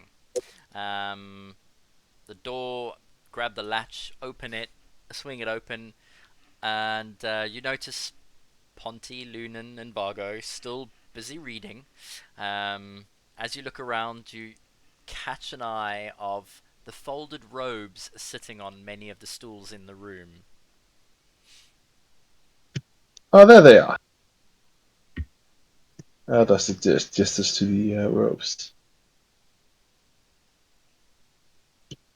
Oh, sorry, gents. So sorry to disturb you, but it seems that we need the white robes here to cleanse ourselves. It's just down the walk. What do you call it? Alley walk? How do you call it? This sort of like walkway. Alleyway? Oh, yeah, I guess walkway. This walkway, okay. Just at the end of the walkway. Cleanse yourselves? Well, we had to cleanse ourselves before we meet the teacher. What So have you done to have to cleanse yourselves? We want all to go had to pray. do that if we want to meet with the ones that's going to give us some answers and help us find the noble blood. We have to do this. We cannot get to the upper areas before we do, I think. So we have to wear these robes and then wash ourselves or cleanse ourselves in this room. All right. What do you guys want to do about Paris? We could try carrying him. He should come. But across the gap. There must be a way to carry him across. Maybe. I mean, Nafra said that he was going to come and tell us when we could go up. Maybe when he comes, we can ask him to carry him some way. Oh, I do say. He did say that, didn't he? Oh. Platinum. Thank you, Panty. Only here to help. Did these people that told you to wear robes say anything about wearing armor or weapons for that matter? I don't think we should wear weapons if we're meeting some. I mean, this is still a holy place, a temple. And it seems that even their soldiers dine just nearby with all their armor on. So I guess once you cross that line, you're not supposed to wear weapons. And all of these are suppose educated guests. I assume Sorry, what was that? these are all guests, correct? They Of have course, not. but again, I trust in my in at least my own courtesy on this. I don't think that I need to fight anyone upstairs. Oh, it's not the Arakokra I fear for. I mean, you saw that tree and what it did to Barris. Alright, we will manage somehow, I suppose. As long as nothing supernatural or weird happens, and we lay our hands on something vaguely, faintly smelling of flowers or powder, or whatever. Does that is just fetching, grabbing for straws because he actually didn't get a hint of how the tree was when when they were there because of all the chaos. Mm-hmm. So as long as we don't lay our hands on something definitely magical and supernatural, we should be fine. Yes. Sure. Anything else interesting in your way? No, Yeah. as I said, the room or the the building next to us seems to be some kind of dining place or cantina, if you like. We saw Arakocra children. They are very sweet. Oh, nice. Were they flying around or something? They were running around with loads of weapons. And also eating dinner. Mm. But they were very sweet. Well, let's be. Oh, yeah, I realized that I was the one saying that, but maybe they were running around with wooden toys, wooden sword toys. I mean, I didn't get a close look. Definitely real weapons. Were you able to, to communicate with them? Do they speak common? Some do, some do not. Not many. The priest spoke common. I said that we would go and pray for his god's return because he left them. Mm-hmm. All right. They seem to venerate Uptau. If that rings any bells to the gentleman. Yeah, he's the god that Ashaka worships, and almost everyone in this insult, for that matter. But is is it strange? I thought Uptau left the people in Chult. I find it surprising that he still has so many followers. Is that bad? There's nothing wrong in what you call it. And he looks to Jalena. Oh, repentance. He suddenly remembers. It looks back to Marco that maybe they're just offering repentance for him to return. Or maybe they believe that it is this idea that obviously that if you pray hard enough your wishes come true, and maybe they want him back that way by paying back the reason he left, whatever that means. I suppose that might be right. Yeah. By the way, are you gonna enter or stay out there outside? Dustin halts and gets inside and looks around, checking the ropes for different sizes, wondering which one would fit him. Okay, there are robes of various sizes. You find one quite quickly that could fit you, no problem. They are almost, I mean, they're like priest robes, you know? One size fits all, really. A couple are a little bit larger, but the strange thing is most of them have got the backs slightly cut out so that wings can fit inside them. Or through them. Ooh, alright. Nice detail. Yeah.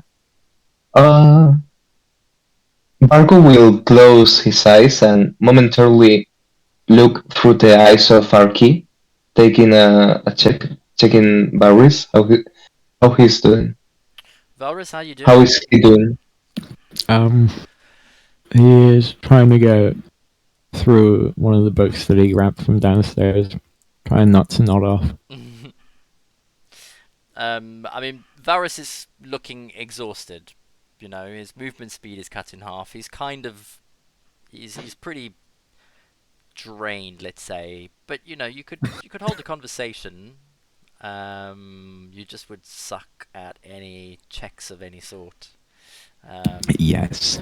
Any details just don't seem to come to memory because you're just really drained. So you know you get disadvantage and all of that sort of stuff. He almost sighs at some point and sort of closes the book and tosses it to the side, realizing this isn't going anywhere. I'd say by now everyone has probably had about a 2-hour short rest, easily. No one's done anything strenuous, and you've still got about another 2 hours to go before the sun sets, and you need to be back and ready to meet teacher. Huh.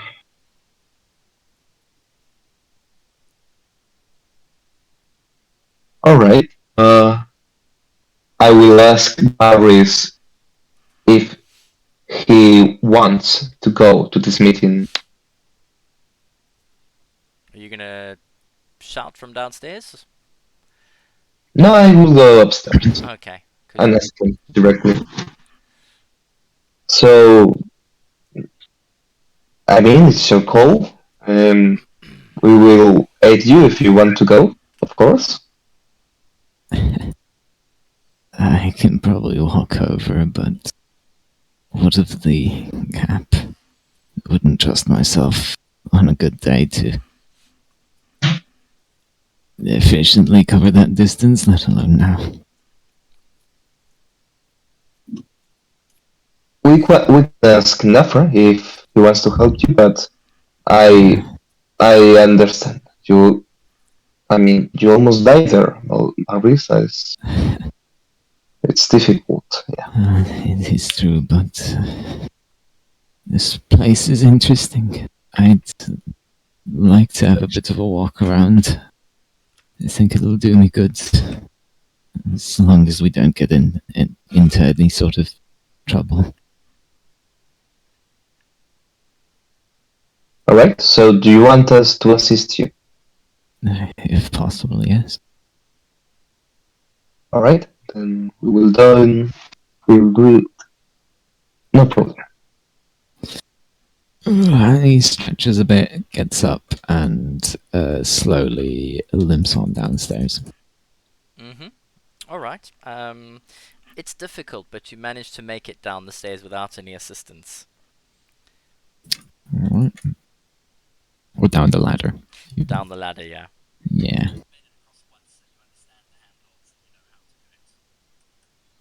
Do we want to wait for Nafra, or is still parts of the town you want to visit?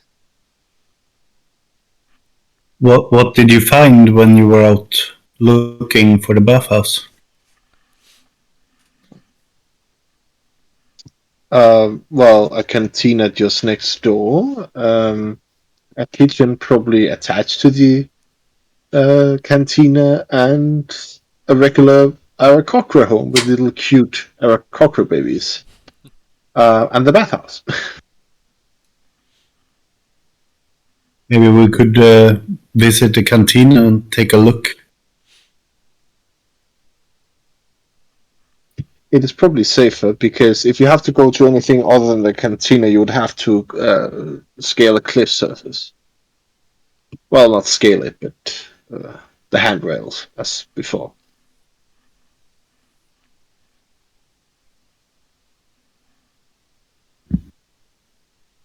Someone should stay in just to tell Nafra that we're still around. Might as well be me. I will. Oh, I thought you wanted. All right. I will keep you company. Don't worry. Well, I have some things I want to read anyway. Mm-hmm. Sure. So... Dustin looks mildly suspicious of the two gentlemen that really wants to engage with the tree staying behind. And I would can't like get to make the an other insight side to the check. Go ahead and roll. What are you insight checking for? I'm trying to decipher if they're staying behind to go look at the tree. Honestly, the thought hadn't crossed my mind until you mentioned it. Oh. Bargo really wants to know more about Chult and about. Yeah, the three, but he's not an idiot. He's not going to go alone yet until he has more information about it. I know the second that I lie down to sleep, you'll be over there. And you get that with a natural 20. Thank God you didn't roll lower. That is a nat 20. Oh boy. I mean, you know Bargo enough to know he's not us. I mean, let's be honest. The way that you questioned Valrus after he nearly died, just wanting to know what the tree was and everything like that, Dustin is well within his right to be suspicious of you guys. Yeah, Alright. Virus has no immediate plans to go back to the tree. Not that he could at the moment. I hate Unless that you it roll. really called out like real hard and you know. Dustin, I hate that you roll a natural 20 on that one. So when they are discussing, Lunan goes to the tree. Nah. Where does Lunan head? To the cantina. Okay. Jesus. During the night, secretly, everyone's gonna sneak out and try and grab the tree. And Yelena, where are you off to? She'll grab a robe that looks like it would probably fit her. Mm-hmm. And then she'll stare warily at Varus. Say, don't go anywhere until the bird turns up. How am I gonna get anywhere in this state? Oh, you can still walk, so there's always that. We'll see. What do you mean, we'll see? Dustin just crosses his arms. That is not a very good peace of mind. Got to keep things interesting. Not right now, you don't know. I will take an eye on him. Don't worry. He will not Oh, move. somebody has to. Oh, Jarlena. You should be on But your way. Jarlena, by the way, Mhm. here, and Arky rest on your shoulder. Take Arky with you. That way, I at least could know where you are when Nefer comes. Okie dokie. Treat him well. Mm-hmm. He likes. Actually, that's a good question. Arky, what do you like? I have never fed you anything.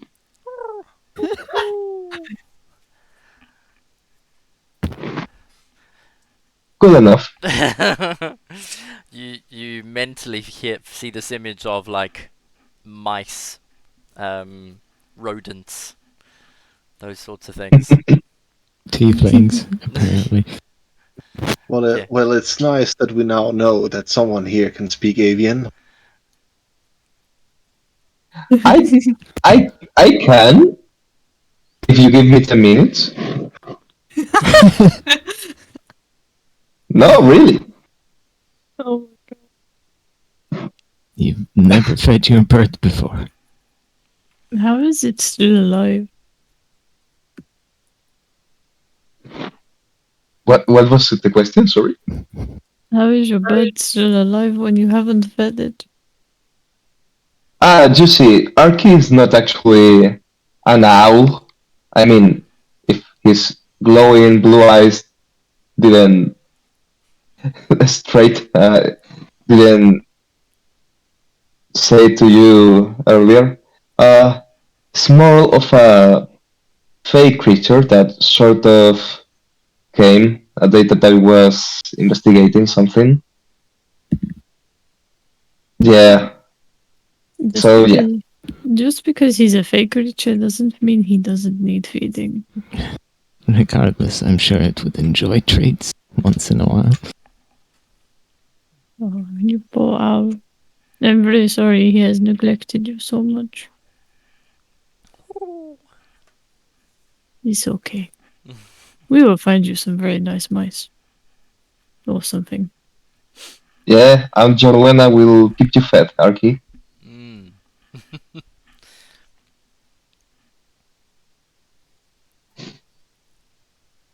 Yeah, she'll pick up her yeah, she has a thingy and she'll start leaving.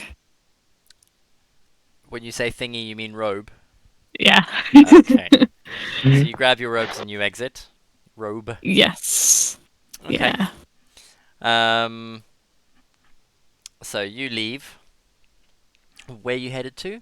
Cleansing. She will try going to the food place first Mm-hmm. to maybe see if there's something for Arky. Okay. No problem. So you enter. Lunan enters. Is it just the two of you that are leaving the dwelling? Appears like it. Okay. Oh, I can go outside for a moment. Mm-hmm. What are you going to do? What are you up to out there? I mean, I'm just going to the cleansing place because I already have the robe I need. Okay. So you're going to make your way across the gap. Yeah. All right. So this is your third time across. So you most definitely get advantage. You're getting used to this walkway actually, so the difficulty decreases as well. So go ahead and roll for me. Only at 26 this time. Well, that's not bad. It's becoming really easy for you as well. So you manage to just grab one or two handholds, make your way across, and you reach the cleansing chamber. The Aarakocra there is retreated back upstairs, so it's no longer around. Do you follow his instructions? Yes, because there's no reason to do otherwise. Yeah, definitely.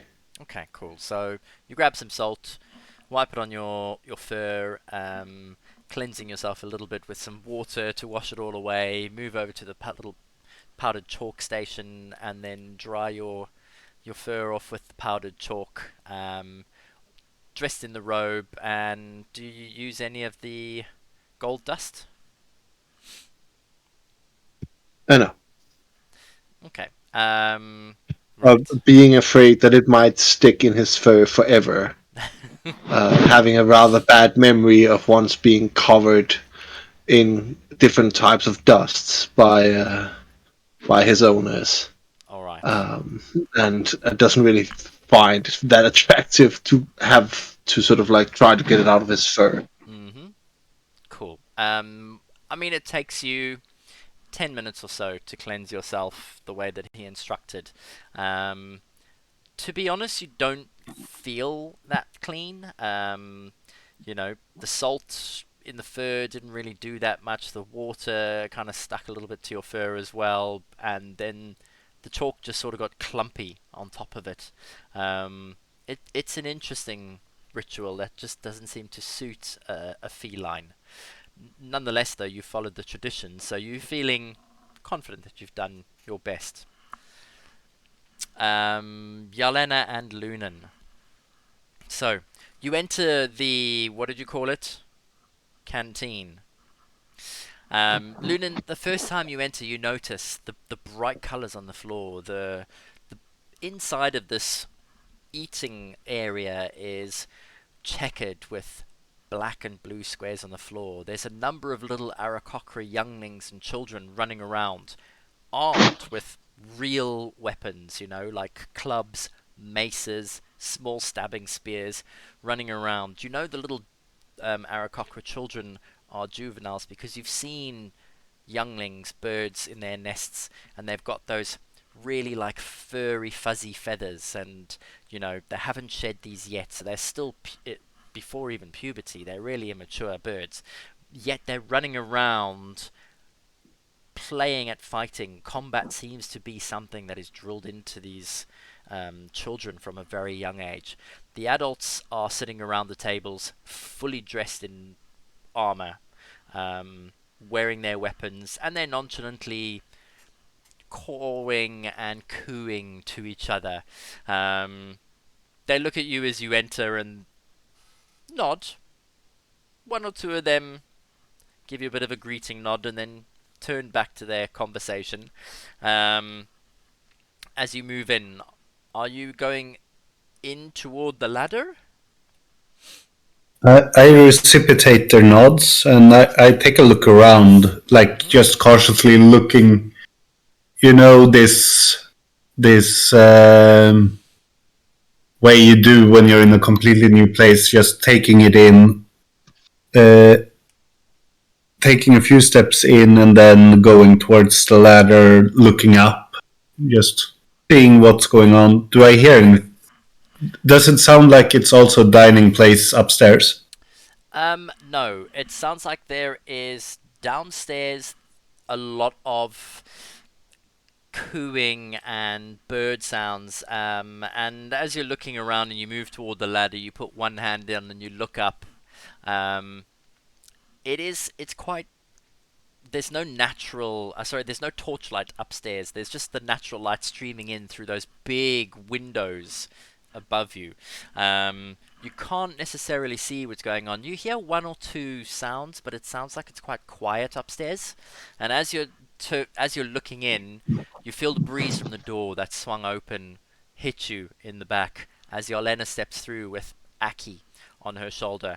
At the same time that one of the Arakocra sitting at the table just in front of you on your left-hand side stands up and puts a hand on your shoulder. You, guest?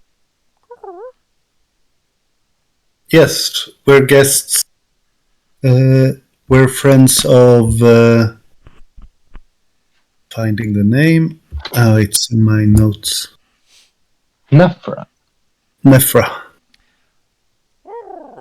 Oh, you meet future. Soon, yes. Cleanse. Oh well. Is there safe way across the path? And he cocks his head and looks at you. A little bit No confused. wings, I say. Oh, and his eyes open wide as he looks behind you and he pats your back and. Hmm. I would say careful. Sleep up, but up around safe. You get the impression his common is passable but not very good. Um, but he genuinely looks like he's trying to help. Um, he's yeah. So Lunan has the idea that potentially you could walk upstairs and get past the whole thing and coming out because the building looks connected. Correct. Yes. Uh, Go upstairs, okay? I ask. And he makes sort of a cooing and then like an owl sound, and you see he's looking past you. And as he does toward the end of the room, there is probably like one of the biggest Aarakocra you've seen. He doesn't look like he comes from pigeon stock. I mean, he's got a hooked beak.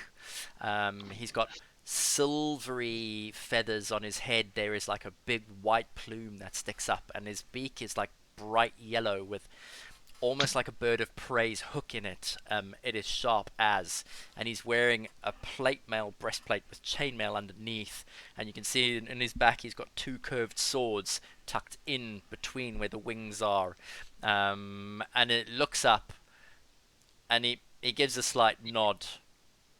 And then the other one, who's pretty muscular as it is, looks at you and he says, "Will accompany." Caw-caw!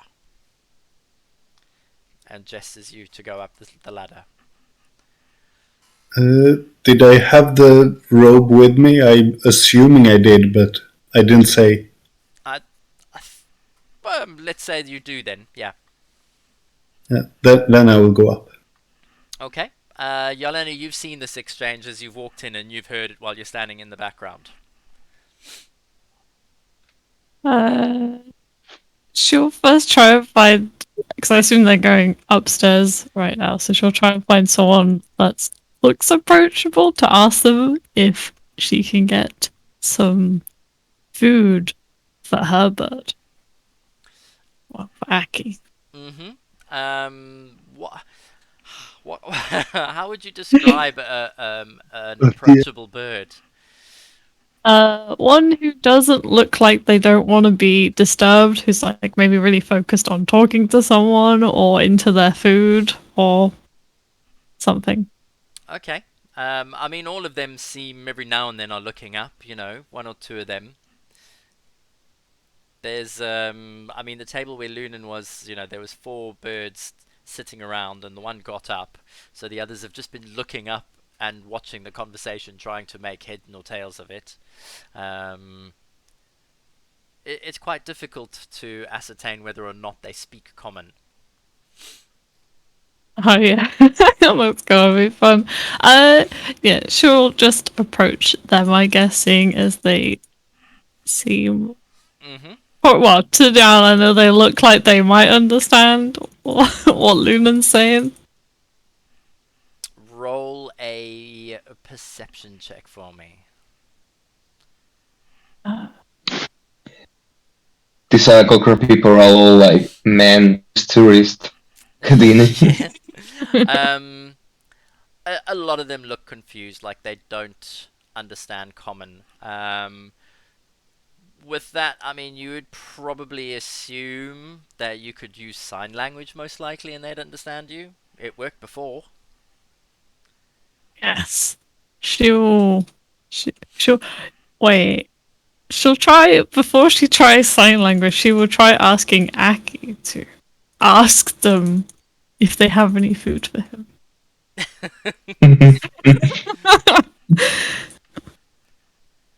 If that works. How are you gonna ask Aki? Uh, for her, it seems like talking at him has worked, but she's not entirely sure. Okay, go on then. Yeah. Well, I guess it's just what I said, I suppose. Yeah. Oh. Aki?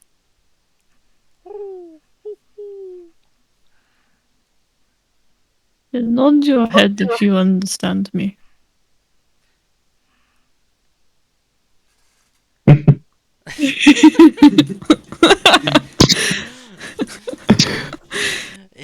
He's an owl, so he looks at you and looks around.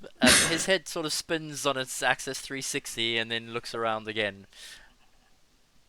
I don't know if that is a nod or not. I swear this is like being an Englishman in a Spanish diner or something. Go like, just repeat English, but keep raising your voice But as slowly. if that yeah, exactly, as if that and enunciating more. Does the spin of your head mean yes? Spin again if it does. He looks left, he looks right, he looks down, and then sort of flaps his wings while he's on your shoulder. Okay, that is a no. Oh dear. Well, hopefully I don't insult anybody. She's gonna try charades.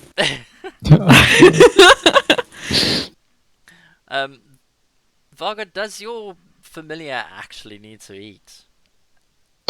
Nope, I it don't doesn't. think it does it? Because it's you can call it forth whenever you need it and make it disappear. So Yep. Bargo mean it when he said that he doesn't feed him ever. So Yelena, roll a performance check for me, please.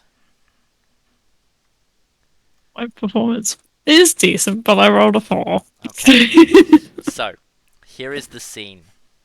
This red-looking Eladrin elf walks in behind Lunan as Lunan takes to the ladder and starts to go up with his escort.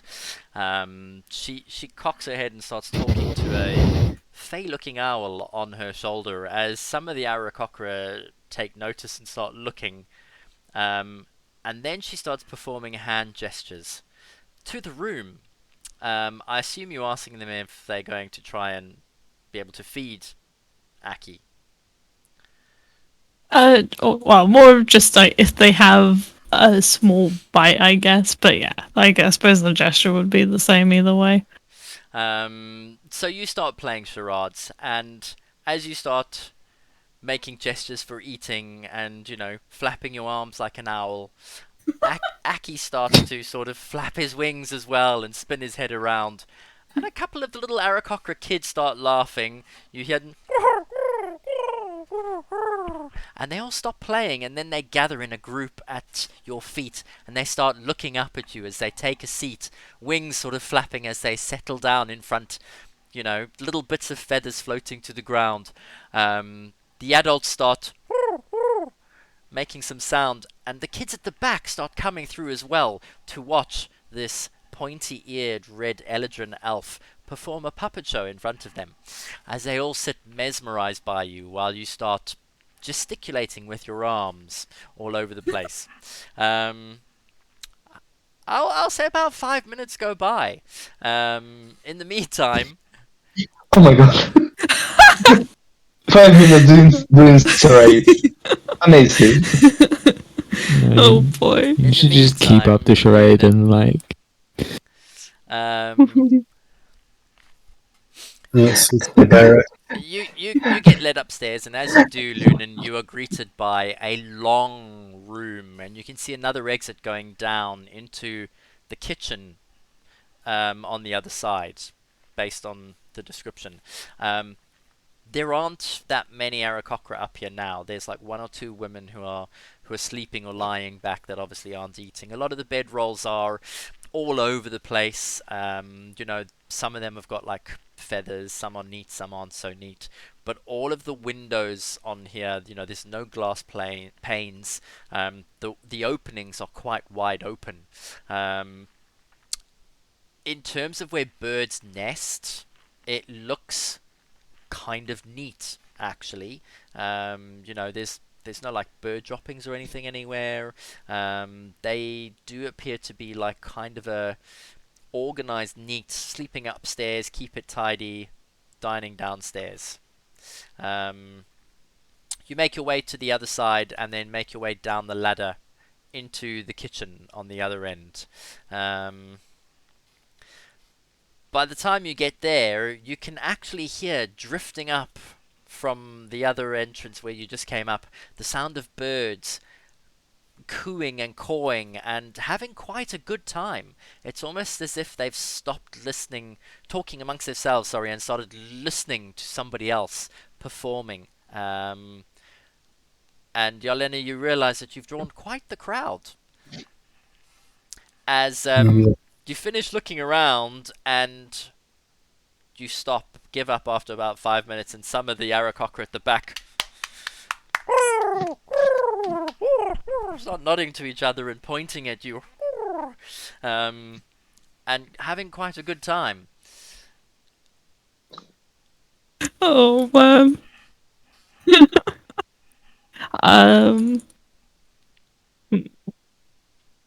she will look to Aki and she will just say, I don't think that entirely went as planned. Meanwhile, in the room, Bargo is looking through the eyes of Arky. What is she doing? As you look through the eyes of Aki, you notice Aki is almost dancing and nodding Aki's head a little bit. You realize Aki is bowing and being applauded, as all of the Aarakocra in the room are like gazing over and laughing. You notice Yalena's just stopped, confused. Anyways, and he cuts the connection.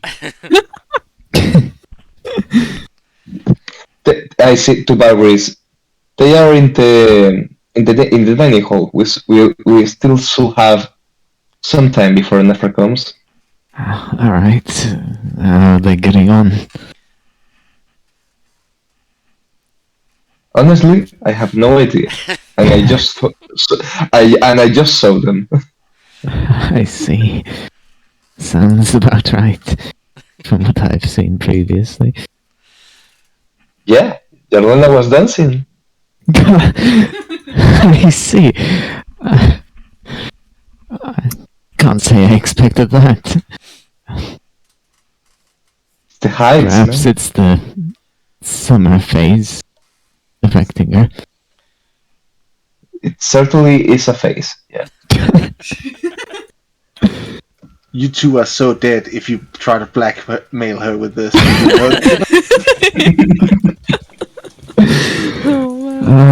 Sounds like a good time though. As far as Yelena knows, nobody saw what happened.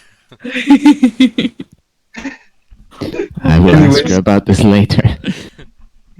Anyways, back to you, Jarlana. That's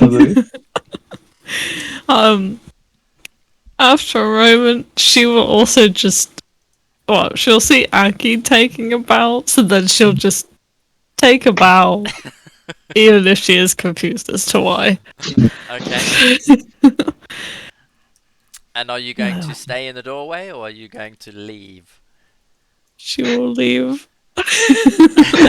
running. Slowly, you exit the building. Where do you go? She'll head over to the place at the end. The cleansing area. Okay. The cleansing area, that was it. And as you do, you notice Loon, and you see him from his back as he's walking up towards the doorway, and he makes it into the cleansing chamber. Are you going to jump the gap? Climb the gap? She will. Yeah, she will. She'll try and use. She'll use the handholds to. Yeah. Okay. You've got advantage.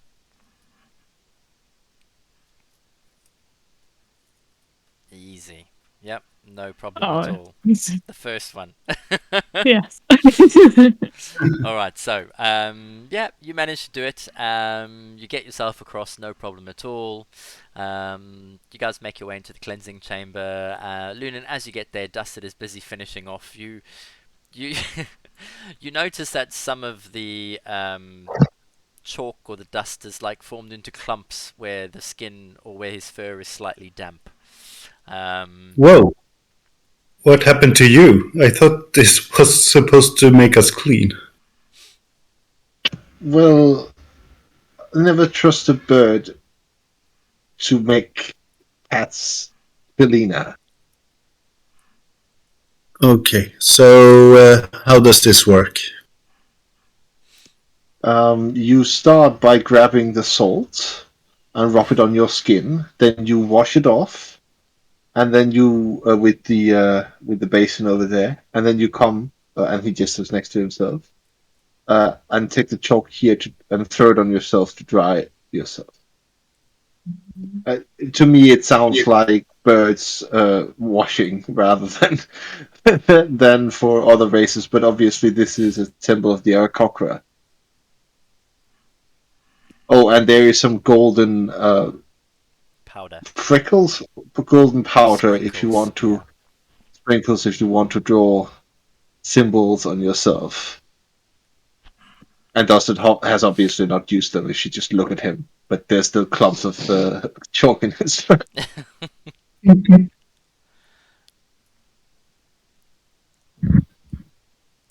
Lunan starts removing his leather armor so he can do the ritual cleaning. Okay.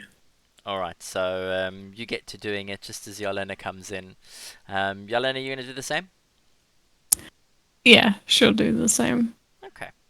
Oh, can I retcon that I also took my leather armor off? Yes. Yeah, thank God. I'm going to assume you probably took it off in the dwelling, really, when you put on the robe. Or took the robe with you. Yeah. Right, so, about half an hour goes by, and the three of you have completed your cleansing ritual.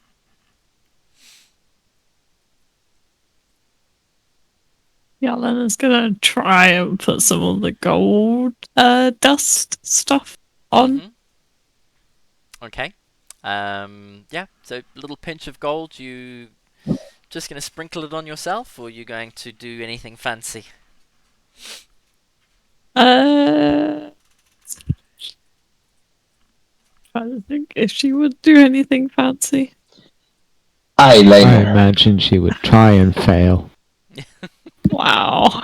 Wow. How rude. Yes, she's gonna try and do something fancy. Alright, what do you... anything jump to mind?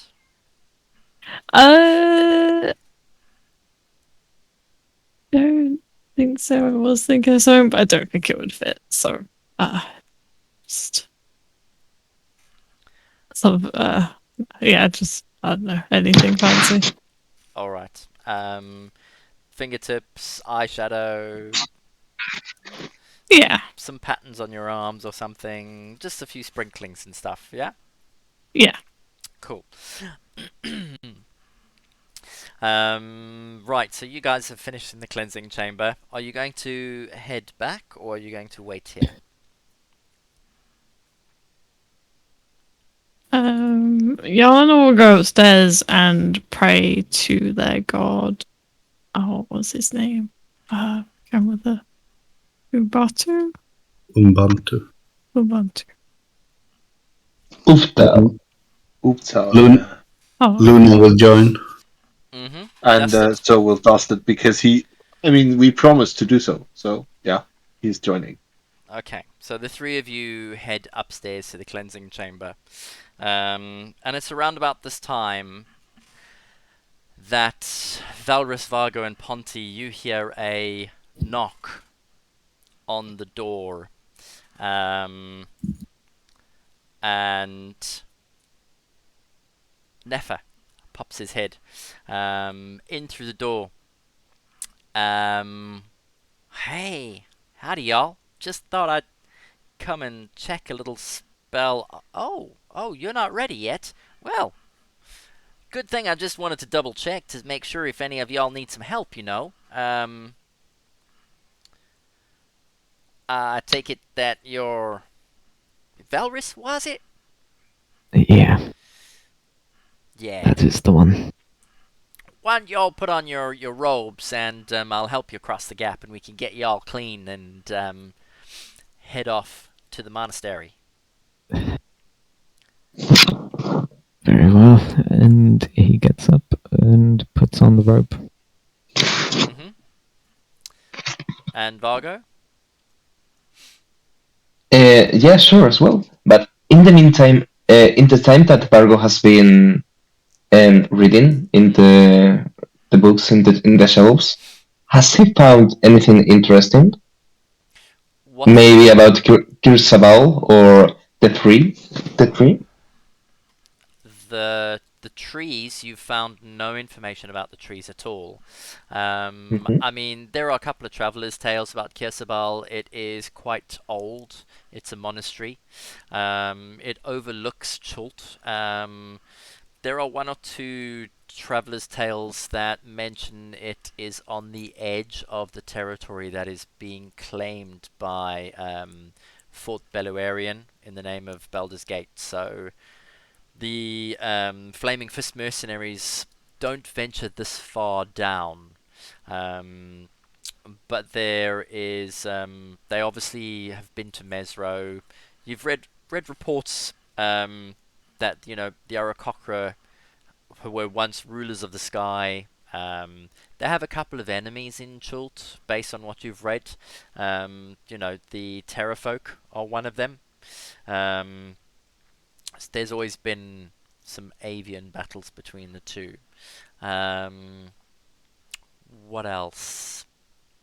About Kir Sabal, the history does go back a couple of hundred years.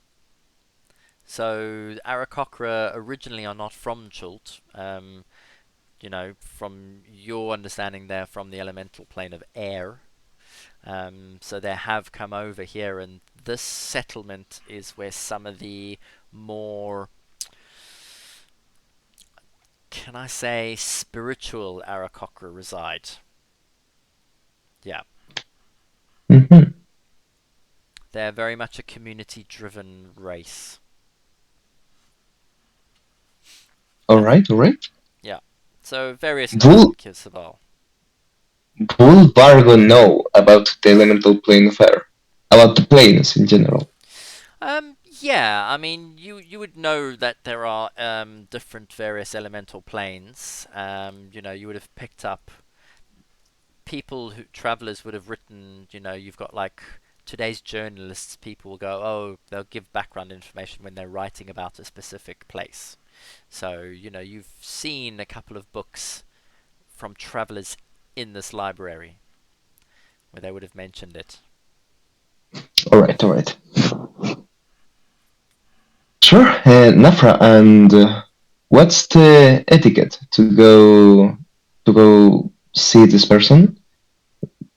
Yeah, we just need to get cleansed, don't we? Y'all just need to be clean, no armor, no weapons, and respect teacher respects you. Looking around, does Jarlena or anyone for that matter happen to left his weapons behind? That's a question for Dustin and Yolena. I have nothing. So I have my weapons stashed there, which is kind of a big pile at this point. So you've left your weapons inside the dwelling. Yes, not the braces, because that he hasn't considered those weapons Mm-hmm. at this point. So he's just has them on it. Yeah. Would this apply for components as well? Spell components?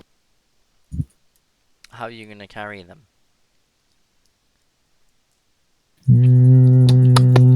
Well, if all we're going to be wearing are the robes, then probably won't be carrying them actually, yeah. But I wasn't sure if we kept some, like, underclothing. It's up to you. You could go without underclothing. I'd probably keep something on, Mm-hmm. have a belt or something. Okay, then you've got you belt could attach it to. pouches. Yeah, so you've probably got a Yep. couple of components in there. Yeah. Yeah. So you'd probably just be wondering, like, if those are okay to keep around. Are you asking or are you just thinking? Yes. Yeah, he's asking about it. Okay. Well, you know, etiquette forbids any weapons inside the monastery. If you want to bring your own little herbs and stuff, I mean, that's okay. You know, but this is our sacred temple. We wouldn't want to desecrate your home now, so you know. Not planning on it. Simply don't want things to get lost.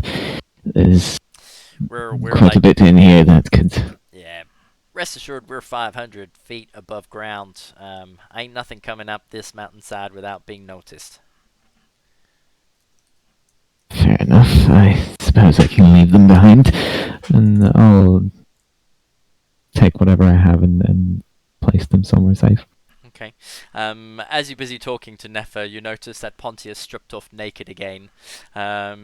He's taken off his socks and his boots and his sandals and his backpack, and he's put them in a neat little pile and rolled up his robe as well, and he's standing there in all his glory, robe in hand, and looking at Nefer and going, "Oh, I'm ready to be carried now."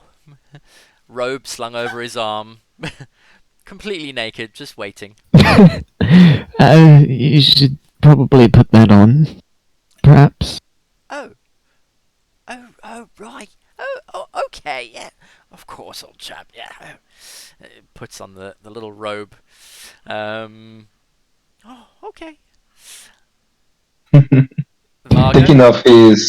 Taking off his scale mail and shield, Bargo asks to Nefra, "Can I keep the stuff?" What do you mean by keep it? You can keep it in here. Oh, All right. the staff. I mean, yeah. I mean, wearing it. Well, if it's not a weapon and you need it for walking, then yeah, of course. You know, we're all trusting you here that you know you ain't gonna go crazy, beat somebody with it. So if you can't live without it, I need it to keep my friends from falling 500 feet. Other than that, I'm fine letting it inside here. Right. Well, you know, you got me. I got wings. I will trust you, Nefra. And I put the stuff along the rest of my stuff. Okay. I will make sure to tell my party that they cannot fall by any means. By any means. All right. Can I get the cloak? The robe. Yeah. The cloak. The cloak. Oh. And I show him my cloak of protection. I mean, you can wear it in underneath your robes if you're not comfortable, but you know, up to you, my friend. I will keep it. Let's Alrighty. go. Alrighty. And he walks out onto the walkway, takes Ponty's hand and leads him across the gap. Leaps into the air with Ponty and pulls him over to the other side, and then says to him, you know, just to follow the path up to the door above at the top of the stairs, and comes back for Valrus. Y'all want me to carry you? How you doing? By all means. Okay, so the By I'm gonna take yeah, the sick one first. So picks up Valrus, and as he gets out of the door, Valrus, he literally leaps off the edge of the platform, and he flaps his wings and he carries you right to the foot of the cleansing chamber and puts you down in front of the door, Convenient. and comes back for Vargo. And Vargo, he walks to the edge of the gap with you, and helps you across, flies you across to the edge of the gap and over to the other side. Um, and as you're busy walking along the rickety walkway, he explains the procedure. Salt, clean yourself with the water, dust yourself with the charcoal, and if you want a sprinkle of the gold dust on it, by all means go ahead, and he will meet you at the top of the cleansing chamber when you're ready. Bargo will put a small drop of gold dust in the middle of his. Oh, I don't know how to say it. Between your eyes, but up, upper. Forehead. Yeah, forehead. Your forehead. Yeah, yeah, correct. Cool. No problem. So you put like a little dot on your forehead. Yeah, shaped like a drop of water. Yeah. Okay. Cool. Valrus? All good? Yes, he will not use any of the dust. Okay. So, everyone has then been through the cleansing chamber. I've just remembered that Johanna would have her short sword on her. This is true. I'm going to. That was what I was looking for before. Ooh. Yep, you would have. What else are you wearing under your robe? Is it under your robe? Yes, it's under her robe. Oh no, actually no.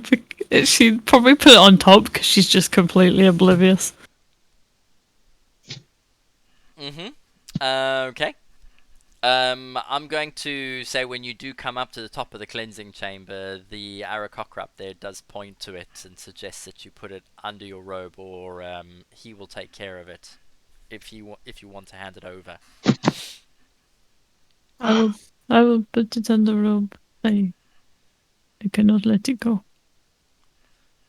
It Okay. must stay with me. And then she'll just move it so it's under her robe instead. Cool. So, short sword covered under your robe. The rest of you are following up the ladder to meet the first half of your party, and you come out into the upper portion of the cleansing chamber. There's a 5-foot tall wooden statue on the east end. Its features are worn down, almost smooth, as if hands have been brushing against it for many years. And the floor around the statue is covered with flowers and small offerings of food. There is a large door to the south, which is the only exit. So you all make your way to the exit, and exit onto another walkway, and are immediately greeted by a steep staircase that climbs up at least 50 feet. You make your... I take it you will go up? Yes. Painfully. On our way to the cleansing chamber, I mean upstairs, I will ask Nephra a little favor.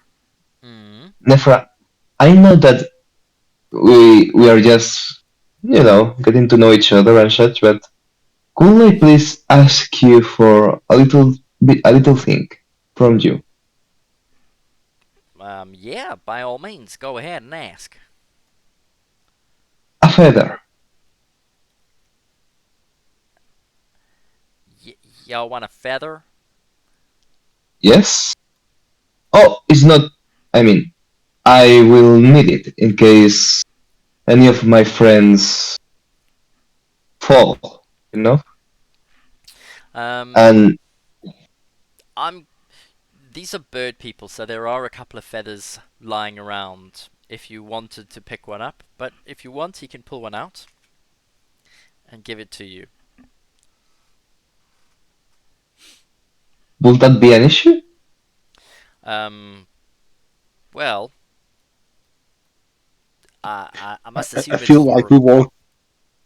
casting a spell, so if that'll make you feel safer, I guess. And he sort of starts to shake his body and flap his wings, and one of the feathers that he can feel as he's shaking comes a little bit loose and pulls out the loose one and hands it to you. Oh, thank you. Much appreciated. Yeah, you're welcome. Okay. You ready to climb? Yes. Let's go. So you head up the staircase, 50 feet upwards. Valrus Nefer takes you in his arms and flies you up to the top of the platform. The rest of you, it takes you a while, but eventually you reach the top where Nefer and Valrus are waiting. He nods as you all approaches and puts Valrus down, and then pulls open the door to the monastery.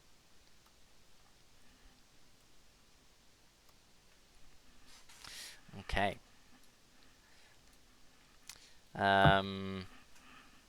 You are greeted by a large dining chamber, about 30 foot long and 15 foot wide. An old oak table dominates the center of the room, with benches and stools arranged around it. The table is already set, laden with food and drink, fruits, vegetables, some meat, game by the size of the animals. Cabinets line the northern wall, stacked with cutlery and crockery, and on the south wall are basins and a washing up area. Opposite the entrance is a closed door. Please, why don't y'all just take a seat, and teacher will join us soon. And he motions for you to all sit down.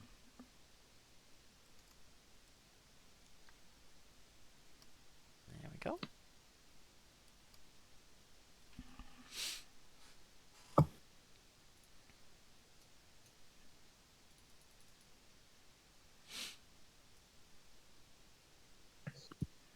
The gift of hospitality is not lost. Gift of hospitality is not lost indeed. Where is our boy Ponty? Has someone moved him? Yeah, someone's moved him. Yeah, party. Good job. Okay. There we go.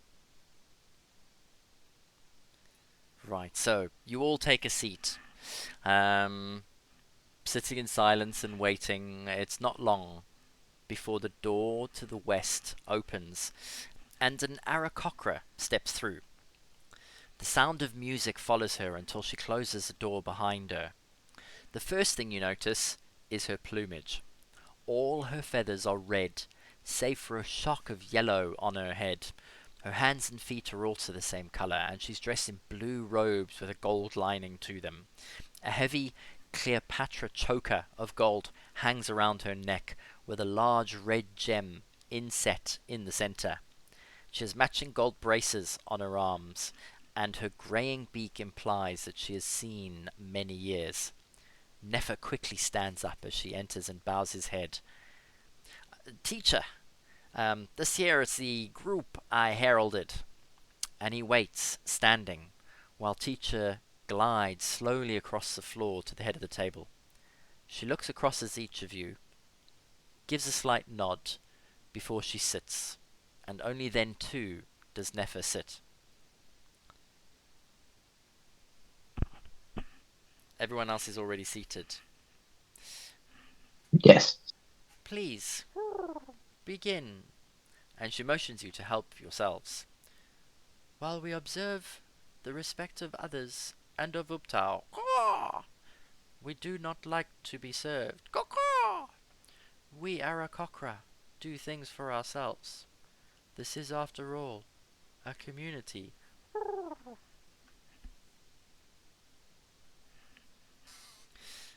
And with that, Nefer starts to help himself to some food on the table.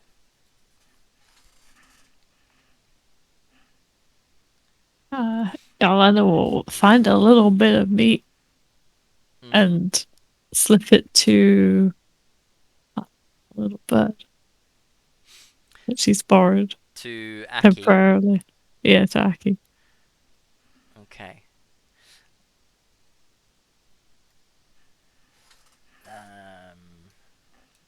That is what she looks like. Mm.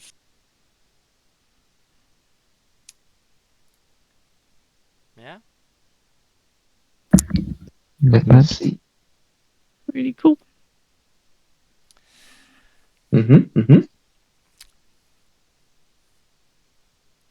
Alright, so all of you begin to start grabbing some food. I wanted to thank you for the rescue of our scout, Nefer. While he is a gifted student, he is quite rambunctious for an Arakocra. It is a result of his frequent contact with the outside world. Please do not be fooled into thinking we are all so flight-free. And she trills as she says this, straight-faced. So, what brings you to Kir Sabal?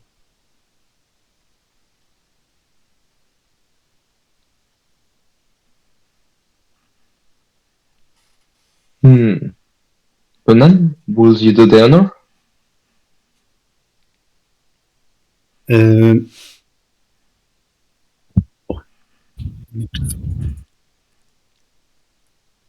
So we are on a quest to find some royal blood, right? Yes. And we have heard that you have the closest relative to the royal that is sick with the death curse.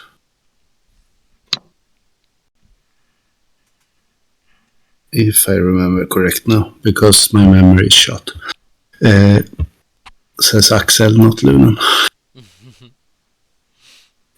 But as far as I remember now, Lunan would know this, but not me. My head is not in the game properly. But we are looking for a relative that we think hides here, and we would love if we could see them. We also have a few other things we might want to discuss as well, but I say looking at Jarlena, but not mentioning what I'm thinking of. That we might be able to discuss more secluded.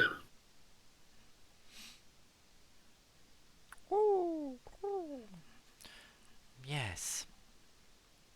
I appreciate your candor. You must understand. We Arakocra are closed off from the outside world. We do not get many humanoids visiting us. Many years ago, we Arakocra were entrusted with the protection of the royal family and tasked with restoring Chult to her former glory. You must understand, the last living heir to the kingdom of Chult must be protected at all costs. Our promise is a simple one. We must banish the evil in Omu and return the rightful heir to the throne. Only through their rule can they reclaim Chult and return Omu to its former glory. And Chult, if you want access to the royal family, I must believe you can be trusted. How am I to trust you?